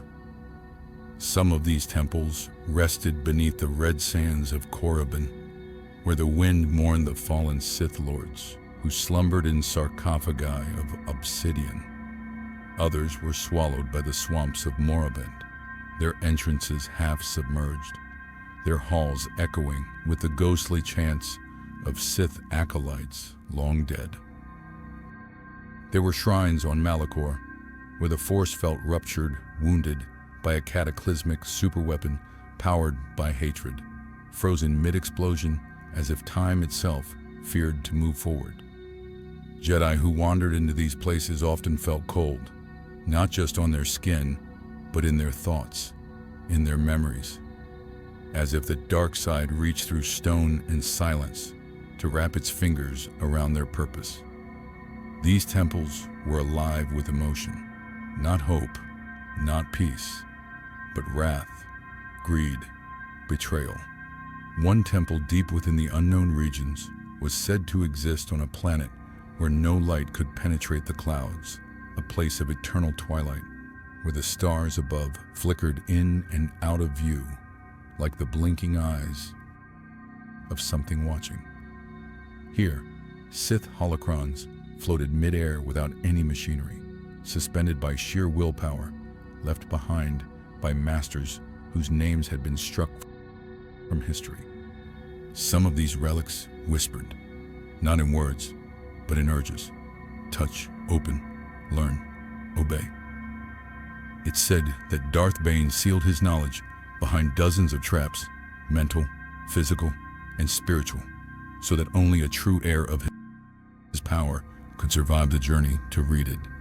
And there were more subtle artifacts, rings etched with ancient Sith glyphs that pulsed red when close to strong Force users, ceremonial daggers made from kyber crystal that had been bled until they cracked with anguish. There were shrines on Malachor, where the Force felt ruptured, wounded by a cataclysmic superweapon powered by hatred, frozen mid-explosion as if time itself feared to move forward. Jedi who wandered into these places often felt cold, not just on their skin, but in their thoughts, in their memories, as if the dark side reached through stone and silence to wrap its fingers around their purpose. These temples were alive with emotion, not hope, not peace, but wrath, greed, betrayal. One temple deep within the unknown regions was said to exist on a planet where no light could penetrate the clouds, a place of eternal twilight, where the stars above flickered in and out of view like the blinking eyes of something watching. Here, Sith holocrons floated mid-air without any machinery, suspended by sheer willpower left behind by masters whose names had been struck, recording twisted interpretations of the Force, writings about balance being a lie, about destiny as a leash, about pain as a purifier. Many of these texts were destroyed during the Great Jedi Purge, but some survived, passed from hand to hand, hidden within false books, coded into mechanical parts of starships, or stored within seemingly empty crystals. Even the Emperor's own storehouses on Exegol, Bath's Castle, and Wayland held dozens of crates of Sith relics, objects that throbbed in the presence of Force sensitives, radiating unease. Luke Skywalker once searched for these, not to use them, but to understand, to learn from the mistakes of the past, and yet he kept them sealed, locked away, surrounded by protective runes. Because knowledge without wisdom can become poison. The Sith knew this. That's why their temples didn't just house weapons or lore. They were tests. They twisted minds. They broke visitors. Many dark side apprentices who entered them emerged different, if they emerged at all. Darth Revan's journey to the Rakatan Temple showed that even a powerful Jedi Knight could be reshaped by the truths hidden in shadow. And in these temples, the line between vision and reality blurred. Rooms stretched longer than physics allowed. Statues blinked. Whispers became screams. Time slowed. And choices presented themselves. Choices that revealed who you truly were. Perhaps that was the Sith's greatest trick, not to deceive others, but to show you what you wanted to believe. These artifacts and places remain today. And in these temples, the line between vision and reality blurred. Rooms stretched longer than physics allowed. Statues blinked. Whispers became screams. Time slowed. And choices presented themselves, choices that revealed who you truly were. Perhaps that was the Sith's greatest trick, not to deceive others, but to show you what you wanted to believe. These artifacts and places remain today. Not all have been destroyed. Some still slumber beneath fallen forests or crumbled cities, waiting for the Force to guide another soul towards them. And if that soul arrives seeking power, they will find it. Not all have been destroyed. Some still slumber beneath fallen forests or crumbled cities, waiting for the Force to guide another soul toward them. And if that soul arrives seeking power, they will find it. And in these temples, the line between vision and reality blurred. Rooms stretched longer than physics allowed. Statues blinked. Whispers became screams. Time slowed. But they will also lose something in return. Because Sith temples don't give. They trade. And their cost is always hidden, buried in the fine print of fate. And choices presented themselves. Choices that revealed who you truly were. Perhaps that was the Sith's greatest trick, not to deceive others, but to show you what you wanted to believe. These artifacts and places remain today, but they will also lose something in return. Because Sith temples don't give, they trade, and their cost is always hidden, buried in the fine print of fate. And so, the galaxy remembers in silence. Not every threat comes with an army. Some come as ideas, sealed in stone. And as you drift now into rest, imagine a temple on a distant moon. No ships nearby, no footsteps for centuries. But something stirs inside, waiting, watching, whispering, "Sleep now, traveler. The secrets will wait until morning." Some temples were not buried, but hidden in plain sight, disguised as ruins, museums, or even Republic facilities long since abandoned. Deepest wish, if you surrendered your moral compass. And yet, so many Sith believed these challenges purified them. That pain revealed truth. That suffering stripped away illusion. On the icy moon of Orsis, an ancient Sith outpost still holds the Black Codex, a sentient archive of forbidden knowledge that only speaks when blood is spilled. Jedi historians debated whether to retrieve it or let it remain buried under frost. Luke Skywalker once dreamed of it. Ahsoka once passed near it, but neither claimed it, because some truths are too sharp, even for the wise. Among the most dangerous artifacts were the thought engine's crystal constructs, powered by living minds. The Sith discovered how to bind consciousness to metal, trapping identities in a prison of memory and purpose.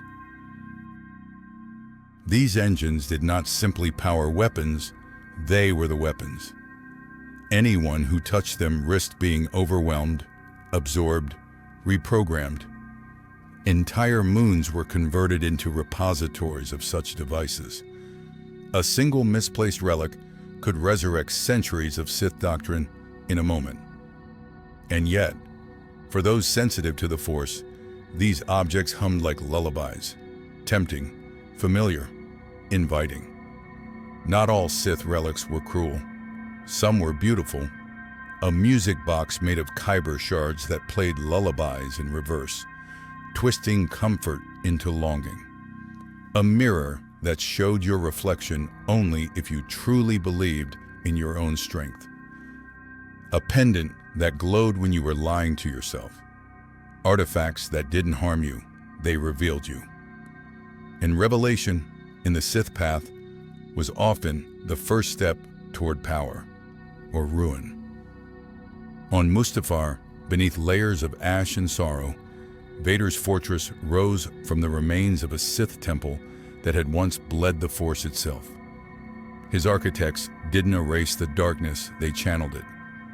Within its foundations, whispers from an ancient Sith named Momin still echoed, his spirit refusing to fade. And in his blueprints were sketches not of battle, but of resurrection. The Sith believed death was not an end, merely a challenge to overcome.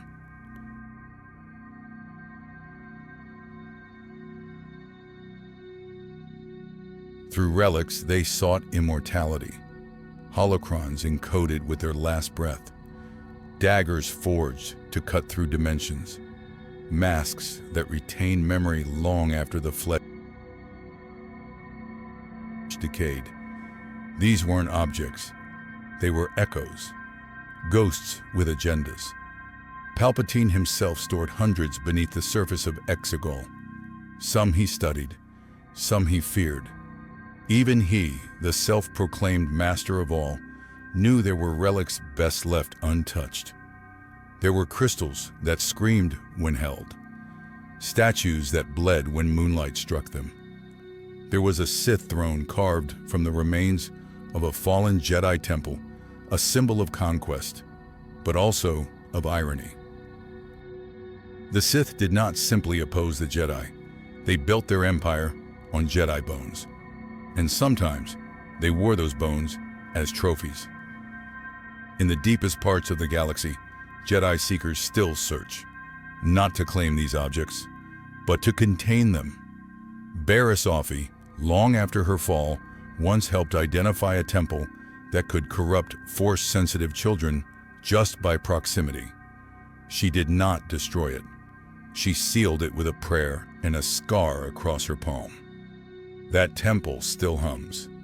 Quiet now, sleeping, but awake in some way that defies time. Perhaps one day someone will return, a curious traveler, a misguided apprentice. A child born with questions too big for their own innocence. And when they do, the temple will open. It always does. Because the Sith knew one eternal truth. The greatest trap is curiosity. And so, tonight, as you sleep, imagine a starlit desert. The wind is gentle. The stars look down like ancient gods. Beneath the surface, something stirs. A heartbeat in the sand. A secret waiting for a name. And in that stillness, you hear it not words, but a feeling. Something old, something powerful, something patient. Sleep now, dreamer.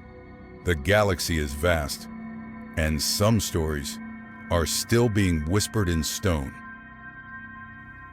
Long after the Jedi temples had crumbled and the echoes of the Clone Wars faded into the stars, stories lingered not in history books, but in whispers.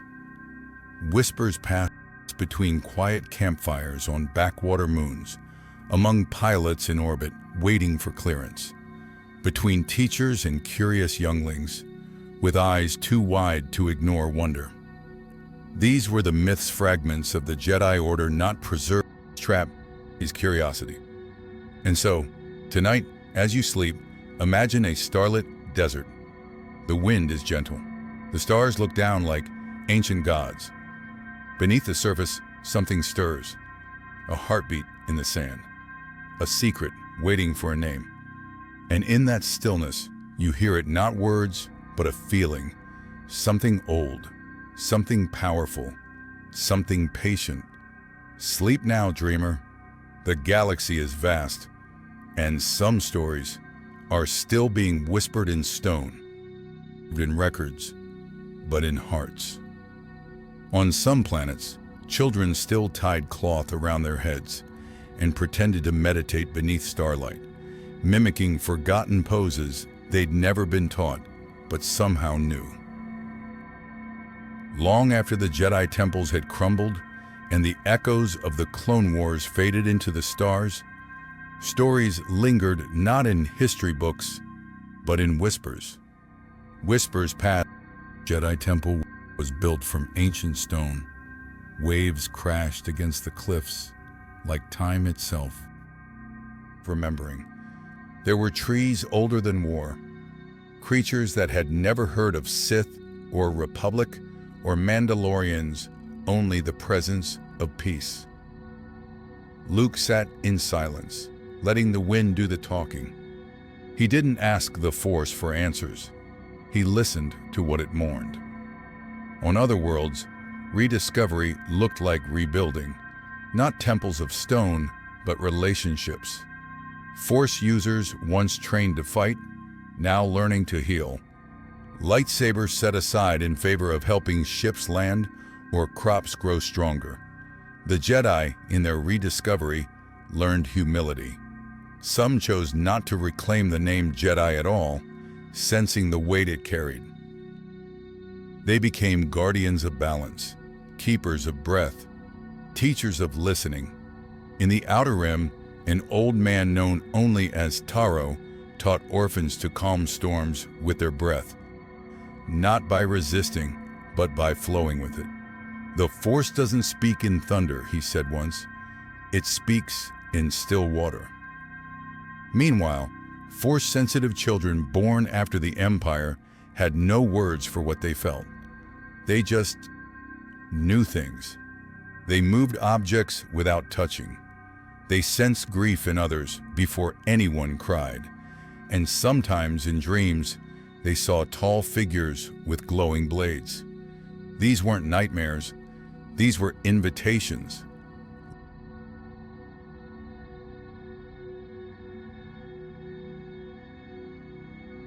Legacy did not need bloodlines. Legacy was awareness.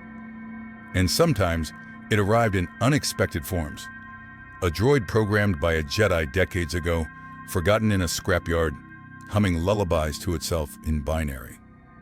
A tree planted by a Padawan centuries before, whose blossoms only bloomed when someone with a kind heart walked beneath it. A lightsaber crystal cracked and faded, still humming weakly when placed near a child born of silence. These were the myths rediscovered, not monuments moments. Elsewhere, holocrons long thought erased began to reactivate, triggered not by command, but by emotion. A former stormtrooper, holding one in his hands, remembered a moment of mercy, a battle he refused to join. The holocron opened. Inside, the voice of a long-dead Jedi whispered, "Compassion is the will of the Force." In that moment, the past and present fused. Rediscovery wasn't about restoring old hierarchies. It was about remembering why the Jedi began not to control, but to connect. Not to dominate, but to guide. The Jedi weren't meant to be warriors. They were meant to be anchors, calm in chaos, clarity in confusion. In rediscovery, many realized that what was lost might never have been complete. The Jedi Order, in its prime, still made mistakes. They became too rigid, too political, too proud. And in that pride, they lost themselves. Rediscovery meant not repeating those patterns. It meant honoring the past without becoming chained to it. New temples were grown, not built shaped from living trees, floating crystals, or harmonized song. Jedi robes changed from uniform beige to colors that matched the natural world around each seeker. Some wore green to mirror the forest, others blue to honor water. A few wore no robes at all, walking barefoot so they could feel the pulse of the ground. And slowly, across time, myths became practices again. Not in every corner of the galaxy, but enough to make a difference. And in that pride, they lost themselves. Rediscovery meant not repeating those patterns. It meant honoring the past without becoming chained to it. New temples were grown, not built shaped from living trees, floating crystals, or harmonized song. Jedi robes changed from uniform beige to colors that matched the natural world around each seeker. Some wore green to mirror the forest, others blue to honor water. A few wore no robes at all, walking barefoot so they could feel the pulse of the ground. And slowly, across time, myths became practices again. Not in every corner of the galaxy, but enough to make a difference. On planets once ravaged by war, Force healers arrived to mend both bodies and soil. Where temples once stood, gardens bloomed. Where lightsabers once clashed, songs were shared. But the deepest rediscovery was within. Jedi legends once told of meditations so profound you could see your future self smiling back. These weren't visions. They were reminders that you are already whole, already chosen. The Force is not given, it is remembered. And tonight, as you breathe slowly, perhaps you too can remember. The quiet hum in your chest, the soft pull of peace just beyond thought. The feeling that someone, somewhere, is watching over you, not with control, to ancient truths that never needed loud voices, only stillness. The Jedi Order, once thought lost, lives on in echoes not just in grand archives or battles won, but in the quiet gestures, the soft choices, the moments of mercy that shaped everything. You followed the stories of masters and Padawans, of rules and rebellion, of purity and pride, of wisdom and mistakes. And through it all, there was always something deeper than names and titles, something softer than lightsabers, and louder than council debates. It was the Force, the breath between moments, the stillness before movement, the gentle hand guiding those who dared to feel, not just fight. Perhaps you felt it too, somewhere in your chest, behind your ribs, beneath the rhythm of your own breath. That calm, that warmth, that knowing, that you were part of something greater, even if only in dreams. You learned that the Jedi were never perfect, that they, like all of us, wandered. They fell, they questioned, and yet they tried. With every act of peace, every lesson passed forward, every student guided not by power, but by presence. You've journeyed from the first Jedi Temple to the whispers of Luke's quiet rediscovery. You've sat in darkness beside holocrons that glowed at the touch of hope. You've listened to ghostly voices not to haunt you, but to remind you that nothing is truly lost if it is remembered with love. The Force doesn't demand greatness. It only asks for honesty, for stillness, for trust. And maybe tonight, in the silence of your own galaxy, that's all you need too. A place to rest, to let go of expectation, to release the need to understand everything. The Jedi spent centuries searching through hyperspace lanes, through politics, through prophecy. But the real answer was always this: peace. The kind that doesn't come from answers, but from acceptance. So if your mind still wanders, let it drift like a starship through calm space. Let your thoughts slow down, like planets spinning gently in the dark. Let the rhythm of your breath be the only light you need now. And if you listen carefully, you might just hear it, that same ancient song that echoed through the crystals of Ilum, through the stones of Achto, through the hearts of those who never stopped believing in balance. It hums for you too. You are not alone in the Force. You are part of its quiet current, always moving, always returning. Sleep now, dreamer of stars. The secrets have been told. The path is open. You are safe. You are calm. And the Force is with you, always.